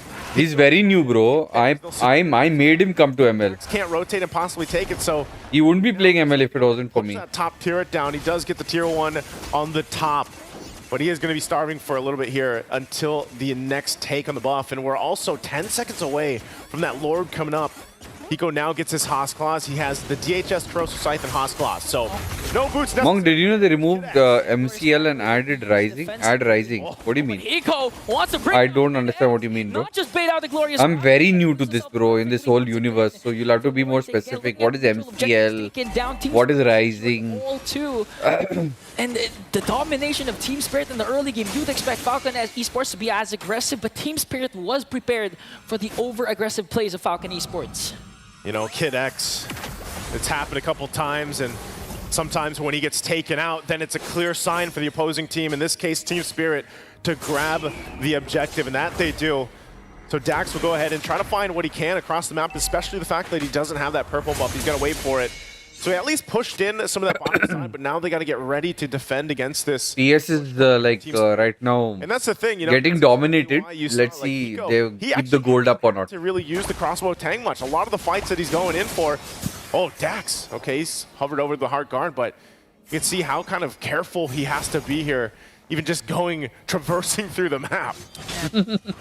One more shot and it could be the downfall of Dax here. And they're really struggling to keep up with the pace that Team Spirit is giving. Again, okay, Kid Bomba goes in. AOJ Ooh, Blue takes it all. GG. Falcon Esports. Every single time when they give the go on the Avatar of the Guardian from Sao and they get the call, they make a play with it. And now Team Spirit staring to the base of Falcon Esports. And now Sunset Lover uses the hard guard onto Hiko. They might go for the end here. Dax just trying to cut off the minion waves. They're working on Royal Mech. Even with the Revitalize, they're able to take him down. 1 second before PX7 and Kid X respawn. Here goes Falcon Esports. They want to go for the counter attack. No, but they bring down Dax. Oh man, Dax. But they do stay in the game. They still have a wave pushing in. I'm not sure if Team Spirit actually wants to end it. Massive lead there, outgunning Falcon Esports. Glorious pathway to cut off the route of the minions, but Sunset Lover sorting out Ben. Here comes Zaman Force, and they will be able to bring down Kid X. They're working on the Crystal, and the Dragons of the North defend their Empire Spirit. Team Spirit wins. Dragons will clip the wings of Falcon Esports goes down. And Team Spirit becomes a part of the greater four. Dax ko hawa mein maar diya. What a series for them. Nice. Just here alone, the improvement they've made is apparent. Bro, like, then BTK would have, Team Spirit would have shat on BTK, bro, that way. These guys beat the team that beat BTK. No, Falcon Esports beat BTK. Falcon Esports got beaten by F-Snop. And they got beat by even these guys. Team Spirit. If I'm not wrong. Yeah. So, Team Liquid, Fnatic.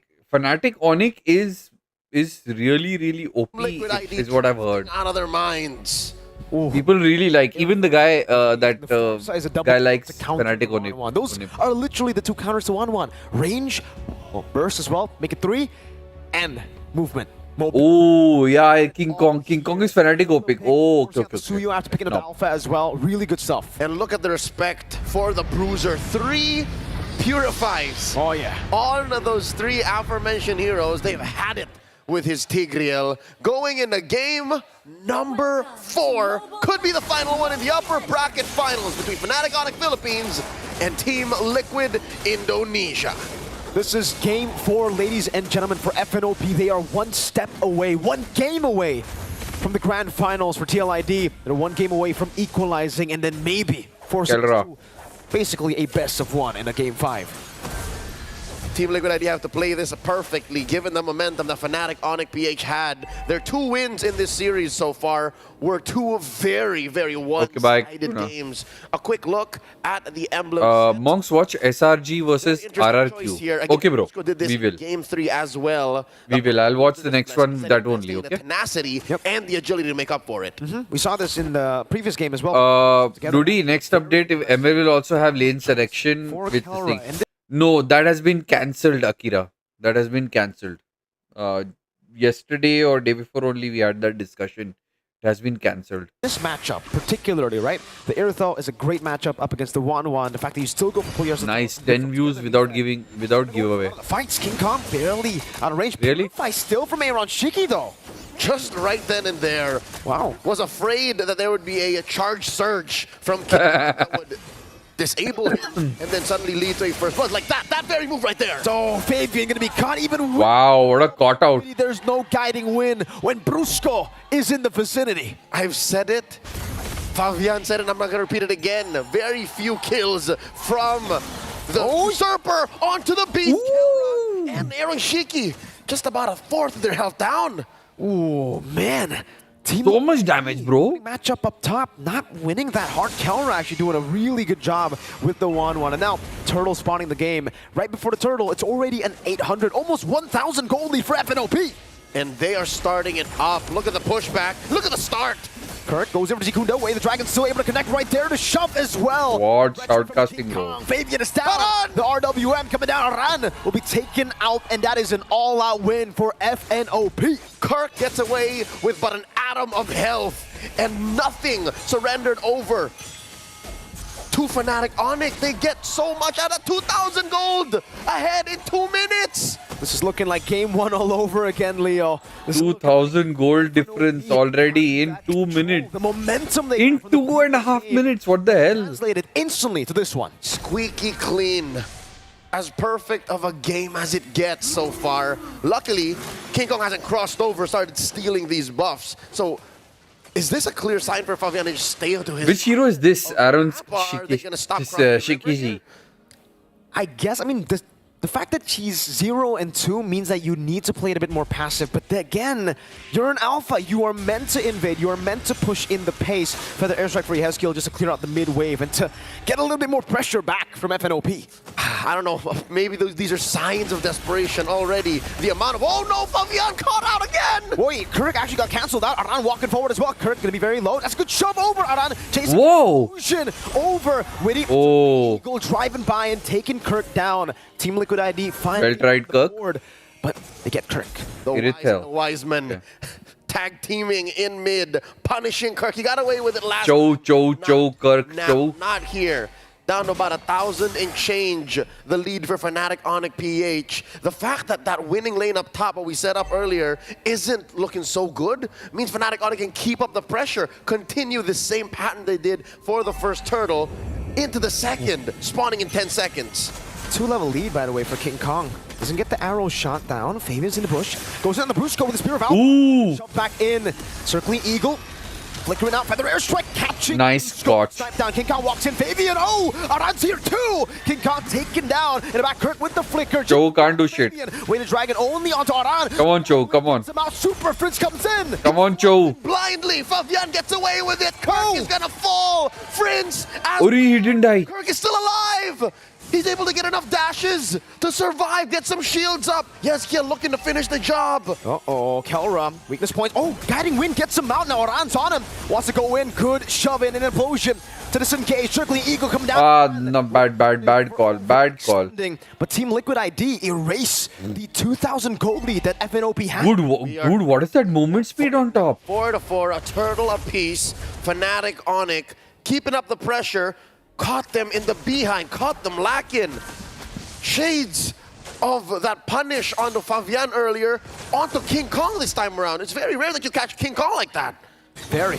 King Kong FNOP was the first choice since day one for champs. Say the Mathilda has been the reason they've been able to actually, run around these team fights. Fabian too. He got the War Axe, I think, right before the team fight. So additional sustain to stay alive. So now, for all the Cavaliers watching, key for Team Liquid ID is to... That's Matilda's Gilded Wings. Fight. Accept the fact that you are almost likely 89% going to fight inside the rule of manipulation. If you can do that and dash around, then you'll be fine. Kirk here, about to get smashed. Very slow. It's gonna be the... Hey, why did he come back? Stupid fellow. Meanwhile, up top, That's an implosion. Feather airstrike coming down with the crossbow tang. Translated over to revitalize, keeps him alive. But in the back, it is a kill. Alti has kill. Super Friends with the flicker. Oh. I'm reading Aaron Shiki's position. Fabian with the turret down below. A run going into the bush, getting out, and now Kelra goes over to chase King Kong. So severs. Nice, FNOP. Come on. Monster Mage leading to massive wins. Fnatic Onyx now going to convert straight into a turret. Oh, nice. Thanks. Nice one, Patrick. Team League got to think about. No, King Kong! Spear of Alpha, the change CC with the circling eagle. That's King Kong down. Kelra walking up, getting slashed by Fabian. Brusco walking up as well. Feather airstrike has thrown him away. The way the dragon locks him down. And then Damn, bro. What the hell? Has kill, but he has to let go. Fabian instead bites it. This is what I was talking about. These kills by Team Liquid ID, they have to turn into something. A push, a turtle, more pressure elsewhere, because right I know. Pick up on it. They lost the window of opportunity. Now Brusco pushing them back, setting it up for King Kong to get his purple, then the turtle. Aran wants to keep on going on the Super Prince.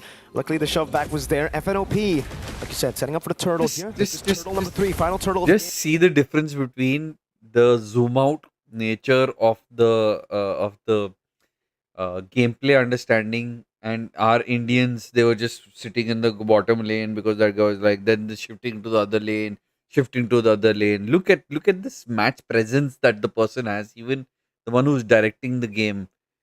Crazy, right? I'm sure they must have put some AI bot to handle this kind of production. Game Kirk walking up so that they don't miss anything. Mid wave. It's all about setup now, this point. That wave set up top. Hey.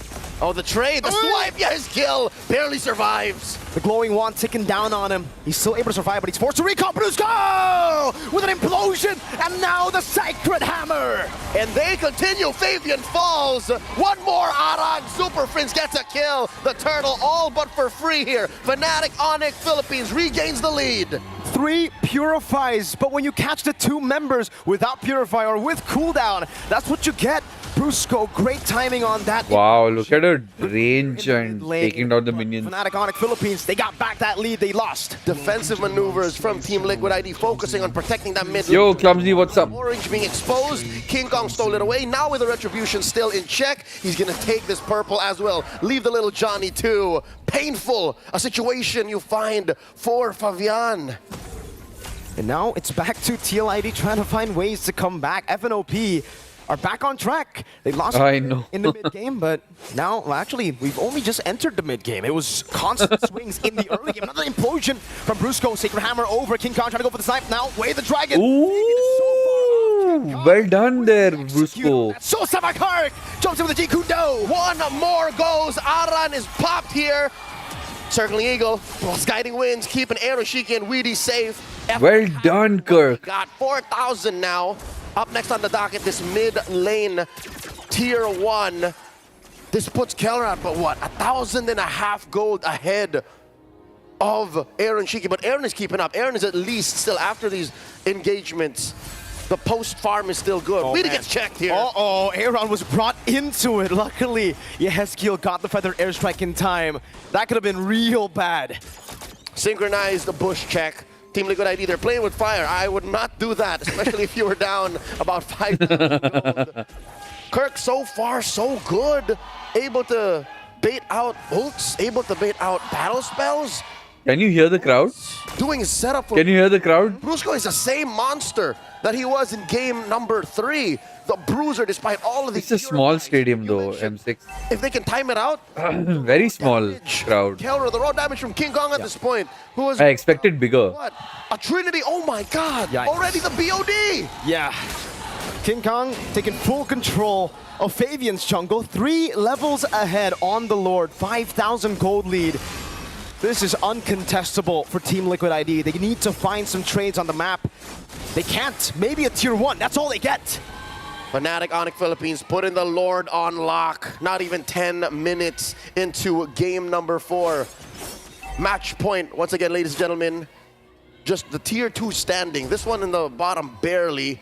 And this is some good work that Weedy and Aaron have done. Like, again, this was key all throughout. Control. I hate this jumping, pumping hero that MM.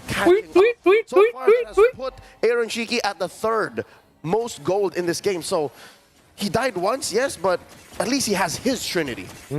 And again, taking a look at the items, it does look like King Kong is going for a Malefic Roar. Just wants to go full damage. Your cooldown boots too, so it's full damage. Malefic. He's taking range. Meanwhile, by Kelra, he's gonna have a bit more range. Kelra's taking range, yeah. And he is 1,000 gold ahead of his lane counter. And here we are. Holy Shield still standing, popping in mid, popping up top, popping down bottom. RWM from Prince. So, good guiding win to get him out. Aaron Shiki doesn't have to commit onto the Purify. Brusco was just hovering over. Base turret #1 in the bottom lane, taken down. Now, it's another up top. King Kong will respect Team Liquid ID in this position. They will disengage. They've gotten the bottom lane, and they are happy with that trade. Top lane left to 2/3 of its health. And Fnatic Onyx relentless. Look at this, all 5 members looking for something. Kirk forcing out movements. Feathered Airstrike coming in from Yehezkiel. All right, mid lane also cleared out. What? King Kong, how? Ooh, I want to see that. It's a frontliner. I want to see that. I want to see that again. Off of camera. What the hell? Looking for something. Kirk forcing out movements. Feathered Airstrike coming in from Yehezkiel. All right, mid lane also cleared out. What? Oh! That's a frontliner! Just barely off of camera, covered by the minimap. What was that? King Kong slashing back and forth. Now the turret hitting him down, but he's alive, all fine and dandy. Goes back to the purple buff, should be able to get full HP. Kelra's walking up, looking for the weakness points onto Witty. Jumping in again, Fabian, forced to use gear power defense in the real world manipulation. Forcing out the Feathered Airstrike. Touche, says the Monster Mage as Fnatic Onyx disengage. It looks like the play is for the Lord, spawning in about a minute. Ladies and gentlemen, quick update on King Kong's items. The reason why he was able to do that, he's straight up Roronoa Zoro up in here. He has like 4 swords right now. Hunter Strike, War Axe, BOD, and Malefic Roar. He's on the way to... See, they're talking about build. So immediately the guy who's actually doing the thing, he should open the build and showcase that. You know, this is the disconnection between sometimes what is live and it happens, but you should have the presence of mind. The director has been great in the presence of mind all this while, but there's only one director who's handling the production value of the entire thing, and right now the director is distracted. To an endless battle, or maybe a Blade of Heptases. At this point, who knows? Who knows? Maybe he wants to go for more surprise hits with the Blade of Heptases. Who knows? Who knows? At this point, we're just waiting. I saw the Heptases build in MPLPH from King Kong, but again, we're just going to have to wait for the itemization. Still, though, for Kelra, a lot of respect.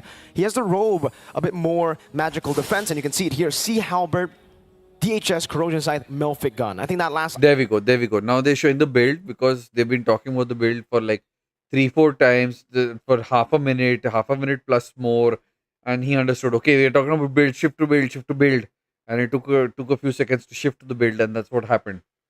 So yeah, and the item that he was talking about was item. If it's respect, it should be Wind of Nature to nullify the threat of Aaron Shiki, because in the late game, Aaron's still going to be... That's right. You can hear it, the thunder and lightning. They are just a few moments away from locking in to that best of 7 in Axiara.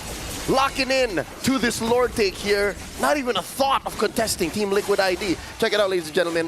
Before the items went away, Yehezkiel is currently struggling. He is broke. He has just 2 items, Glowing Wand and Blood Wings. That's all he can get. So that's why Kelra here, he only really built half of the defense item because that's all he needs.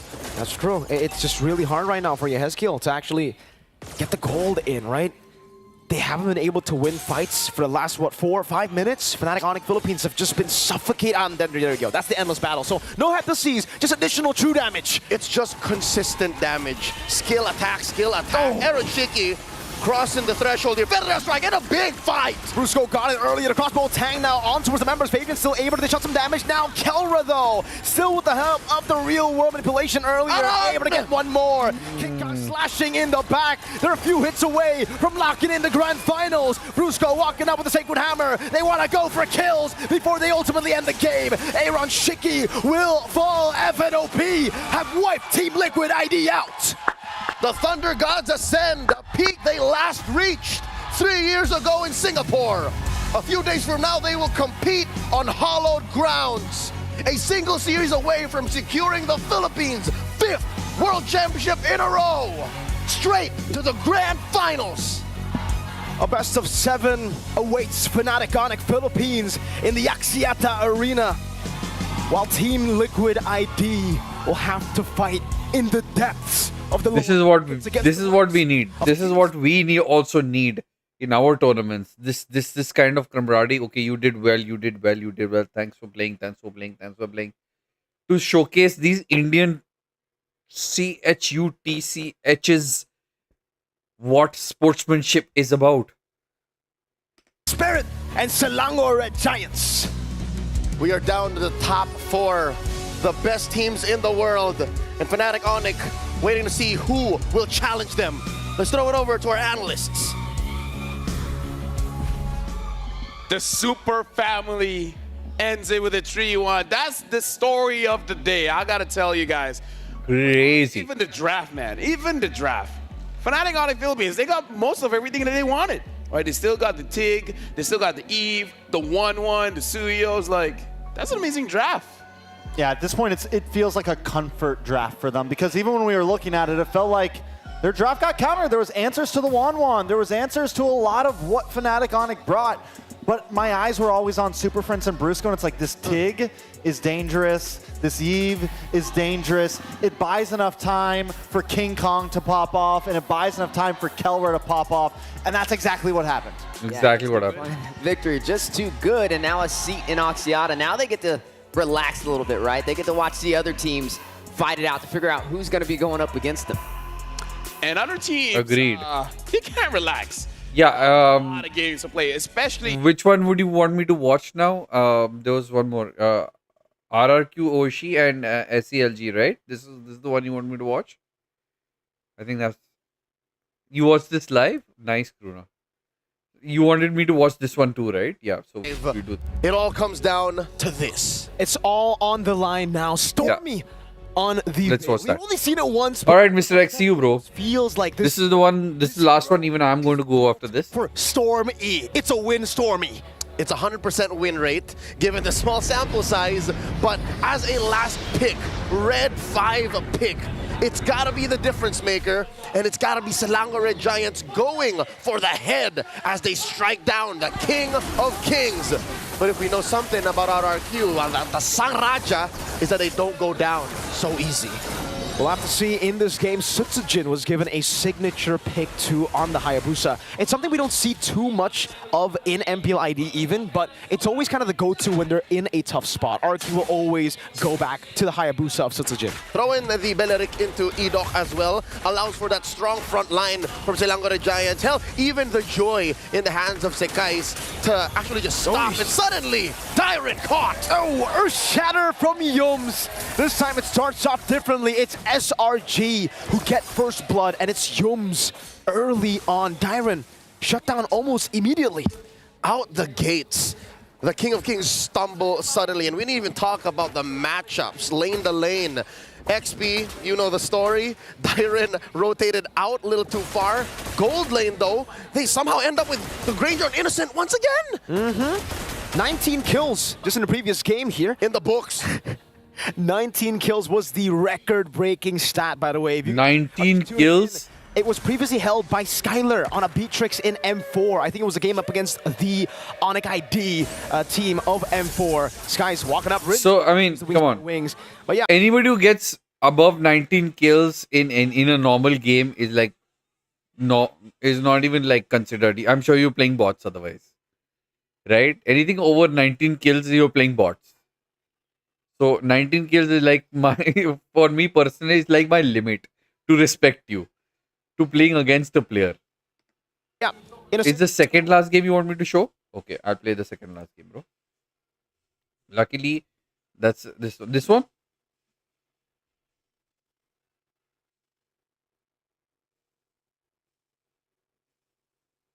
This is the one, right? Selangor Red Giant versus RR Hoshi.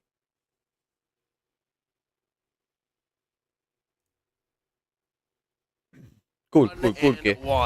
It's a Farsa and a Granger, right? They picked whatever you like, whatever you want. Though it's amazing, obviously, for zoning. you are quite susceptible to the dive. And RQ, they kind of like doubled down on that. They were like, if we want to dive, all of our heroes should dive. They didn't just double down, they tripled down.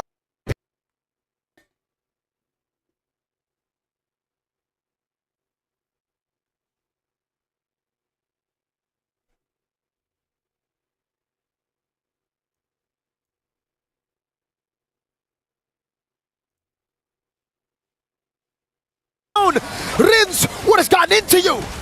Momentum off of that game to Kadira. This look like to you? Dyron on the glue, played it 3 games in a row now versus Kram's Cho.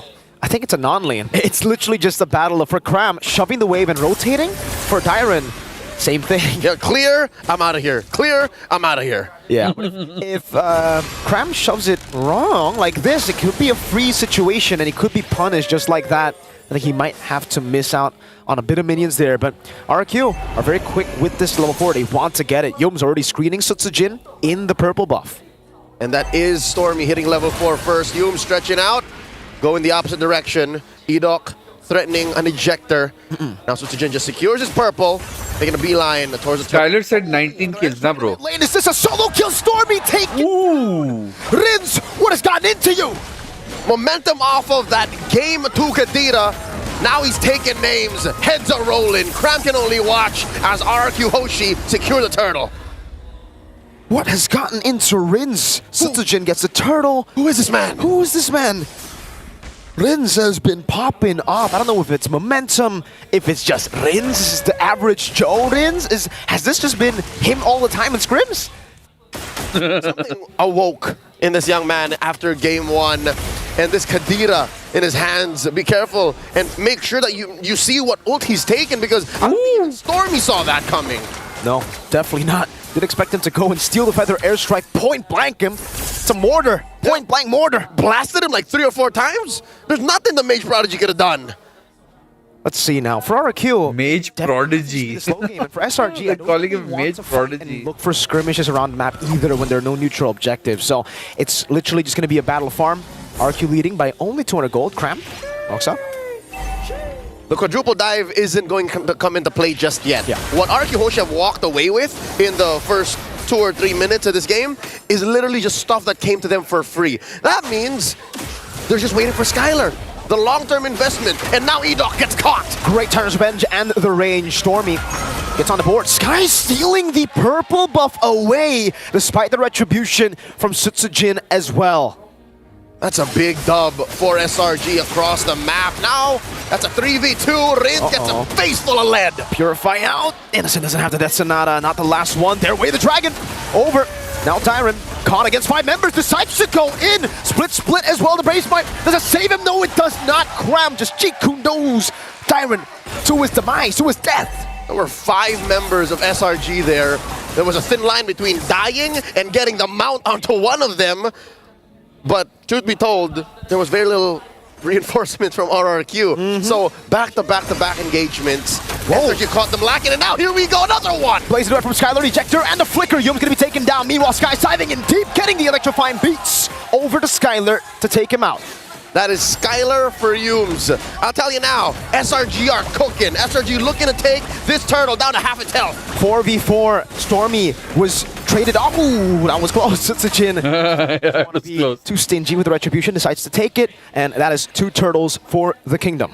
SRG a little more conservative now. They understand that if they overextended here, that little win that they got in those previous engagements would have been nullified. So RQ Hoshi here holding on to the fact that they have 2 turtles, holding on to the fact that with this should be a slightly safer go into the mid game.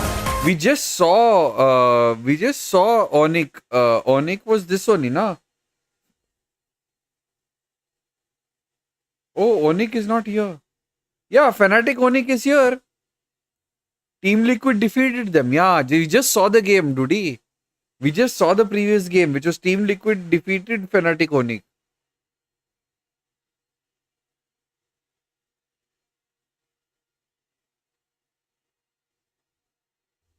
Team Liquid defeated Fnatic Onyx. Just now we saw that only. That game only we saw. So it's a trade of Sutsujin with the stun over to Skies. Retribution this time. Not too sure who actually got that. If it's Skies on solid force. There's two on it. Just yet, Skies with the red. Oh, he's gonna get Retribution and taken down. Skylar is the one who they give the kill to. So Dyron, of course, the guy's big wins. Zutujin bullying Cram into that river brush. And look at this. Innocent gets free farm up top. The delayed trade. I didn't know that. For Kings. Thanks for that, K. This puts him FNOP. Yeah. We are talking about FNOP. I'm talking about FNOP. FNOP is the. It's a turret for turret trade on the board. Eat up. Might be caught again. Oh, Cram! I think walked up a bit too early there. Jones is already charging that Tyrant's. My God, look at those bush. And it becomes bush scrims. Attempt of a this is the bush scrims. Be able to get a bit more tempo around these bushes here. Innocent shot the Rhapsody, so they know their positioning. Rins goes in for the airstrike, catching Rins just a bit. Ejector over. And that is Rins blasted here. No clap back. Whoa. That mage is like taking kills last minute. Mounted on. Tyron gets the kill back. It is a 1-for-1 Yums for Rins. Mid for Rome. I'll call it a win for SRG. And RRQ fails to find the clapback. It looks like the call for the King of Kings is to just go for the turtle. It's been working out for them so far, right? Even this Seski's playing Joy, right? On getting farm on Skylar, and now Dyron finds the engage. Cram getting poked out for the airstrike comes down. No, Dyron might be caught, pops in the split. Blazing duet on the Purify. Skylar, BMI backward Skies. Finding the King, pops him. And Cram looking for the kick, gets the Purify out. Wow, that is crazy. Now with Skies wiping him out, Innocent wants to go, and he gets the Maniac. Half man, half beast, all guts coming through with a late game play at 7 minutes. That was a wipe out, folks. In the 7th minute of the game, RQ Hoshi tried to battle with the Red Giants, but they... Bro, it's not like RQ Hoshi was playing badly, okay? It's not like RQ Hoshi was playing bad. What the hell was that? John Vincent Banal, also known as Innocent, walks into the kingdom, brings out his guns and says, put them up. I'm taking y'all down. We're gonna get the replay. We gotta watch that for a second time. I swear to God. What happened in the skirmish? I'll tell you now what happened. Yums. So what happened in the skirmish? I'll tell you now what happened. See, he ultimated. Skylar ultimated. And this is that Hayate kind of this thing, but they had two. He must have ultimated early. Skylar ultimated early. Yums looked into the future and said, Innocent, I got you. So they got scrambled up over here. Cram forced out a Purify, and then that was the go signal. The green light for Yums to catch two with the Revenge and The Granger pulled it off like 1 by 1 after that. He was just had to take down that early this thing. You know, Innocent went insane. He didn't go insane. It was literally one after the other plastered out, like planted out. It's like domino. I just had to push one, and everybody's going down after that. Rage and the Innocent to just start blasting people into the back line. And exactly. Piercer stacks, buddy. It wasn't just kills. Oh my goodness, Cram. He's finding an angle to get Sutsujin, but he blinks just in time. Now, RQ Hoshi find themselves in a situation that they place. Blinks is like your flicker, is it? Blinks is a flicker, is it? What the hell is Blinks? SRG in both 1 and 2. If anything, this is a better look for SRG than anything Game 1 looked for the Kingdom, especially for Innocent, specifically for Innocent. What is this, 8.5 minutes in and already 6 stacks? Plus the Malefic Roar built off the back of that Maniac. Yeah, Skylar's not going to be able to walk up just like that. Rins gets punished too. Yums is healing off of Rins' damage. Yeah, that gold lead is playing a big factor here in game number 3. SRG, they can smell match point already. And for RQ, it's the long game that they have to play with a Jawhead. That's not a good long game. They have to hold out. And when a Jawhead is forced to hold out, when a Jawhead is used as a defensive tool, that's no bueno. RRQ Hoshi have to find pickoffs. I think counterintuitive to what the situation calls for, I'd say RRQ should, do this, try to get one on Cram, maybe on Sick Ice, but it looks like it's a non-starter. Sutsujin isn't even It's snowball right now. 4.6k gold lead, yeah. They can't walk up. Cram actually went for the way to Dragon, though the angle was off. Skies was able to steal away the... And look at this Cram. He's going in like... This is a level lead for the Sky Prince. So for RQ, the big question is Sometimes it looks like Innocent is map hacking, bro. This time in game number 3, right? They're so far behind, but I think with this kind of composition, they might have to get... Alright, just go to the washroom. Contest. I'll say, just make sure Skylar is in the clear, right? Do the dance if you have to. Put Dyren up in front. Put Edok up in front. He has a flicker, so maybe you can, I don't know, go back to as far as 2021 and TikTok play out of something. Do it to Cram. Cram has been putting himself in harm's way. It's actually Yums who's been hiding in bushes more often. So that's, I think, the reason why these turnarounds are happening.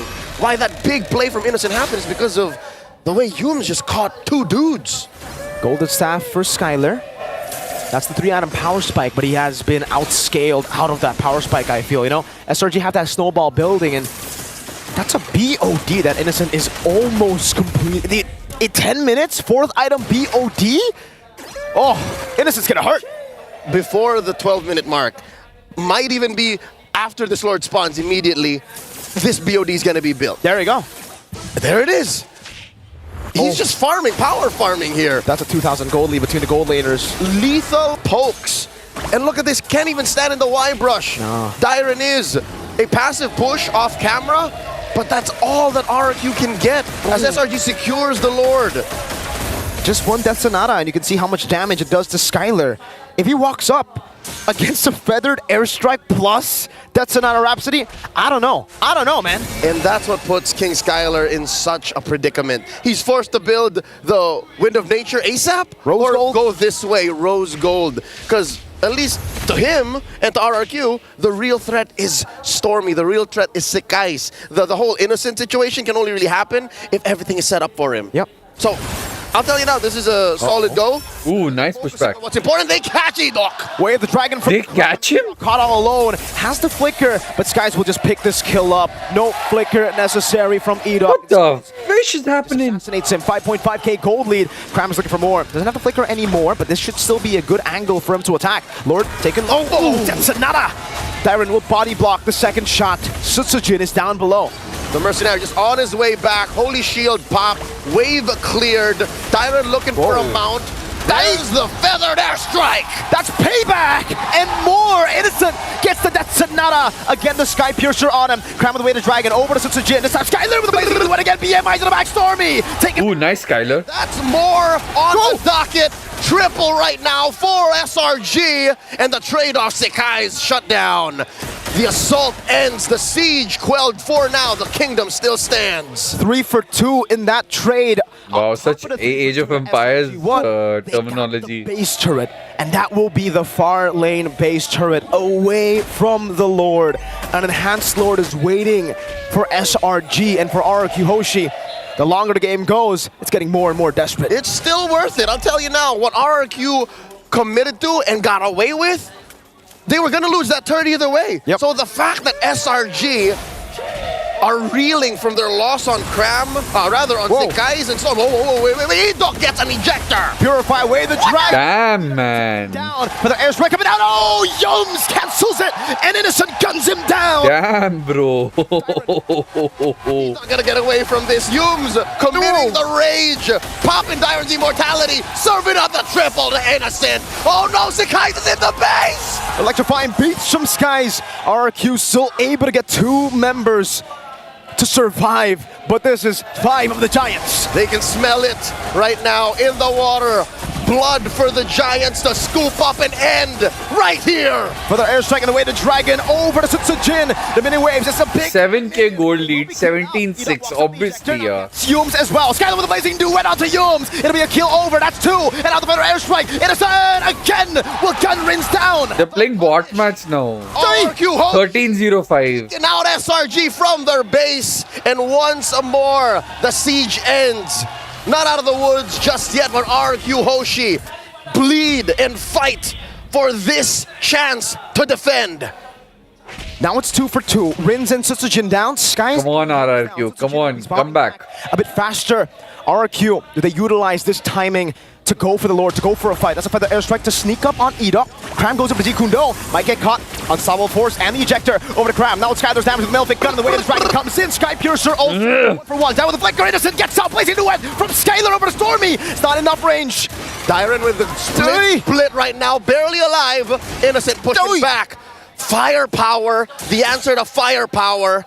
And that's Skylar building up slowly but surely. This Lord looking as contestable, as 50-50 as it gets for this 15-minute match. So far, so good. Rins here should protect himself. He's been caught 5 times now. Has no ideal ults to steal. Oi. Stormy keeping himself scarce. Lord now resets here. Where does this Look at that damage. Look at that poke. Oh! Evaporates Tyrant. And now Rins is next. Innocent. It's going crazy. Another one for Innocent. 3 for free. The half-man, half-beast has gone hunting. And 3 heads roll. The base. What the turret fish? It. Ain't gonna wait for the Lord. SRG marching in. There's no man. There's just beast. Innocent goes in. Skylar with a blazing duet. Shut down by Innocent. That's an unofficial savage for the beast of Malaysia. IOI erupt. Bro, what a game you had, man. One more game. One more game for them to make it to Axiata. You try to catch him. You try to find ways to beat him, but he's too damn innocent. What a game they had, bro. Down this beast. 19 kills. 19. Uninnocent. 2-1. RRQ Hoshi. Their pilgrimage is at trouble. He broke the most kill record. It was Skylar who had it. Let's talk the analysts. Look at their overalls, bro. Like look at their overalls, bro. They've got like here custom, here custom, here custom. I love the entry of Joy every time. Oh, really? Even after this match, Innocent did like 1305 with Granger. By Granger is like crazy OP, bro. Crazy OP. How the hell does Riot keep losing to its copycat?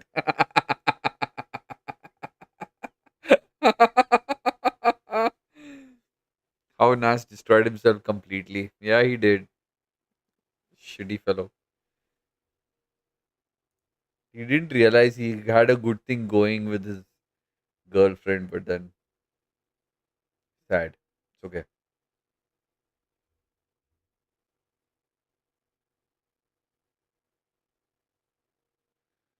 Alright guys, I'm gonna call it a day. Before leaving, Joy Everida entering, dealing damage, getting back. I know.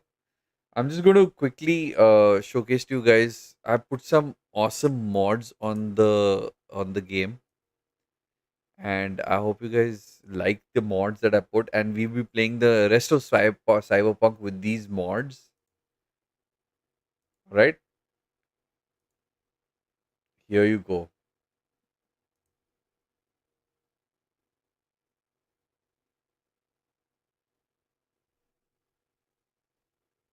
These are realistic mods for the game. Crazy as it is, believe me, I'm surprised as much as you are if you see this. From now on, the gameplay of Cyberpunk is going to be like this.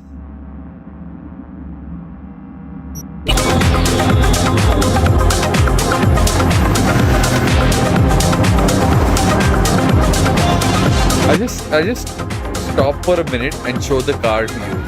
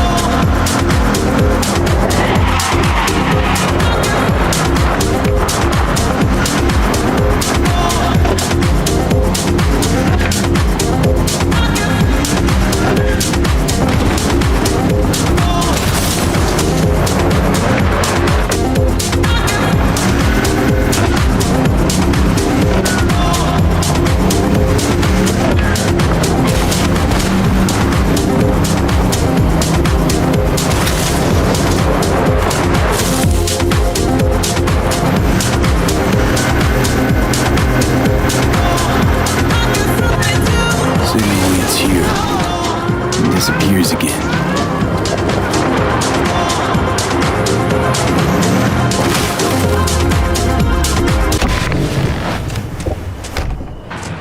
Just look at that. Just look at this. Just look at this. And the mods. Monk, one more whitey shorts.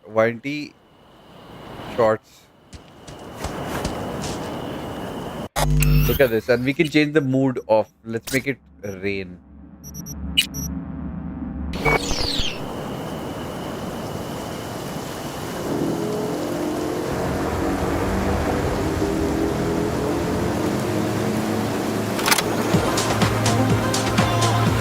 Man, I love this station. Which one is this? Impulse. 99.9 Impulse. GG station.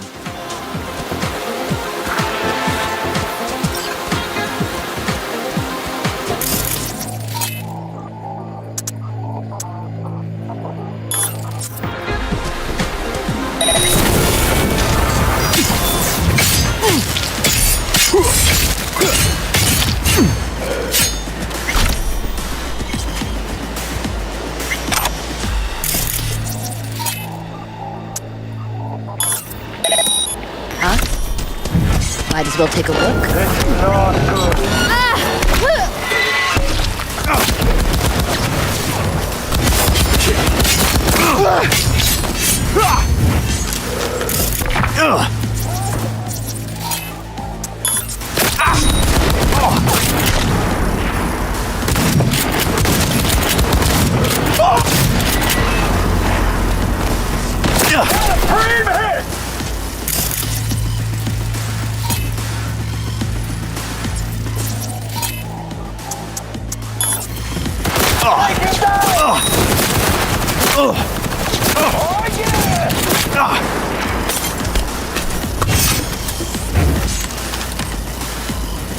Someone take their position!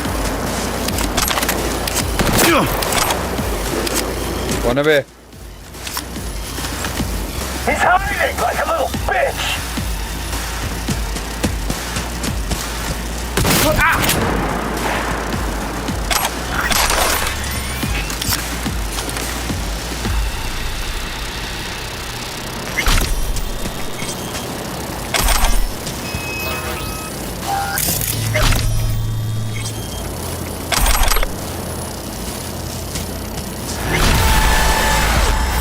Oh, the graphics, bro.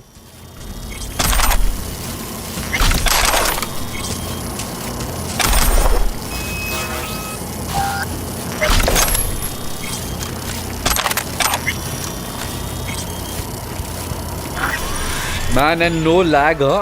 I'm running on this thing right now. If I go to settings, you see my graphic performance is this thing. I actually take it to quality, and there is no lag. Huh? I've got RTX on, ray tracing on while streaming, bro.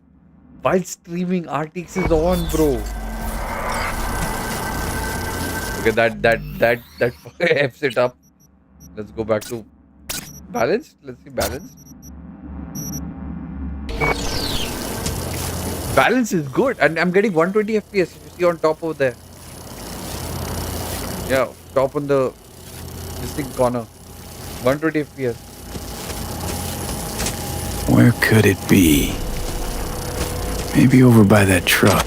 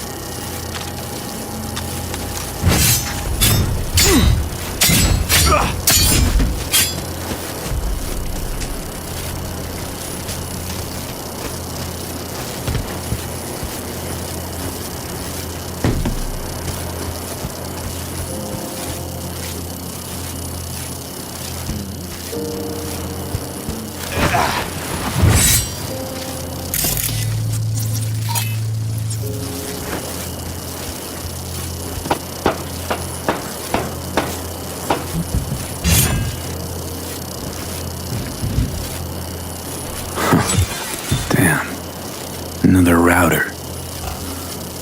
Sounds like this Swedenborg really values his privacy. Oh, thought you were done talking to me. I was, but it's not like I got anyone else to talk to.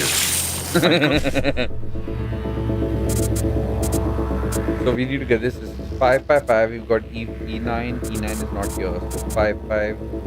55. E9. E9 is not here. 55. E9. E9. Yeah, we take this one. 55. E9. E9. And 55. So simple. Monks is smart, bro.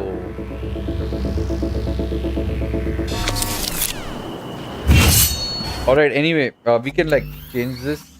Go to mods and make it a daytime thing, whatever, but anyway.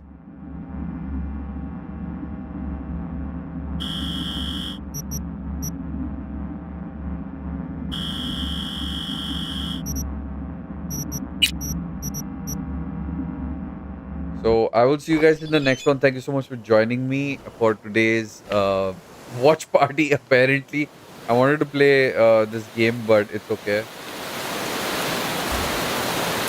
I love the new settings. I love the look at that city, bro. Look at that city.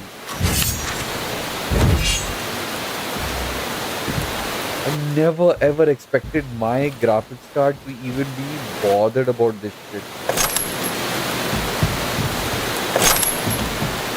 Look at that. Look at the colors. Look at the way it looks. I know it's breaking up on stream, but just look at that. And it's not on the highest settings right now, but yeah. If I go to ray trace without the ray trace, this is how we were playing earlier, but this also is damn good. It's almost realistic. Yeah, and if you would like to know how to do this on your own, please do get in touch with me. I will explain everything to you. Quite simple, quite easy. Good to do.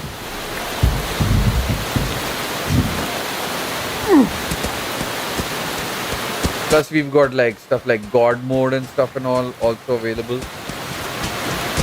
And we are doing this on stream, man. A lot of people are not able to do this on stream. We are able to do this on stream. Damn good.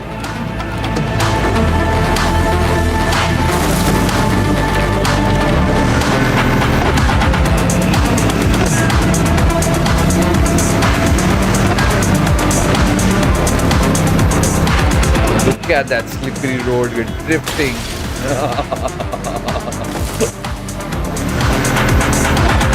Alright, I'll see you guys in the next one. Thank you so much for joining me. This is DJ Monk signing out. Good night. Bye-bye. Take care. I'll see you. Like I always say, stay human, stay humble. Bye-bye.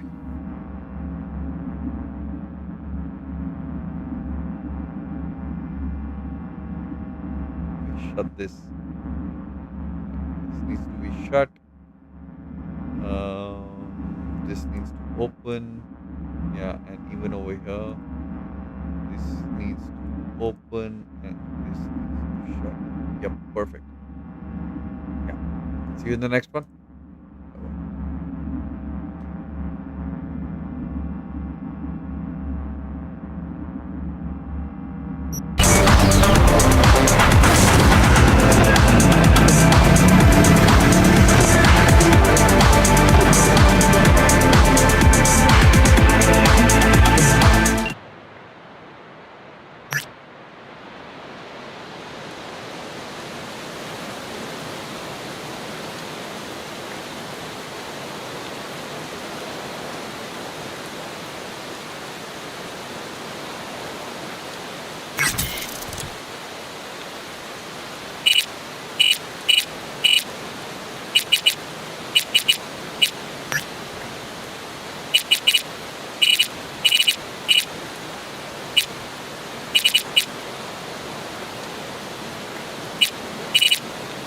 Talk later.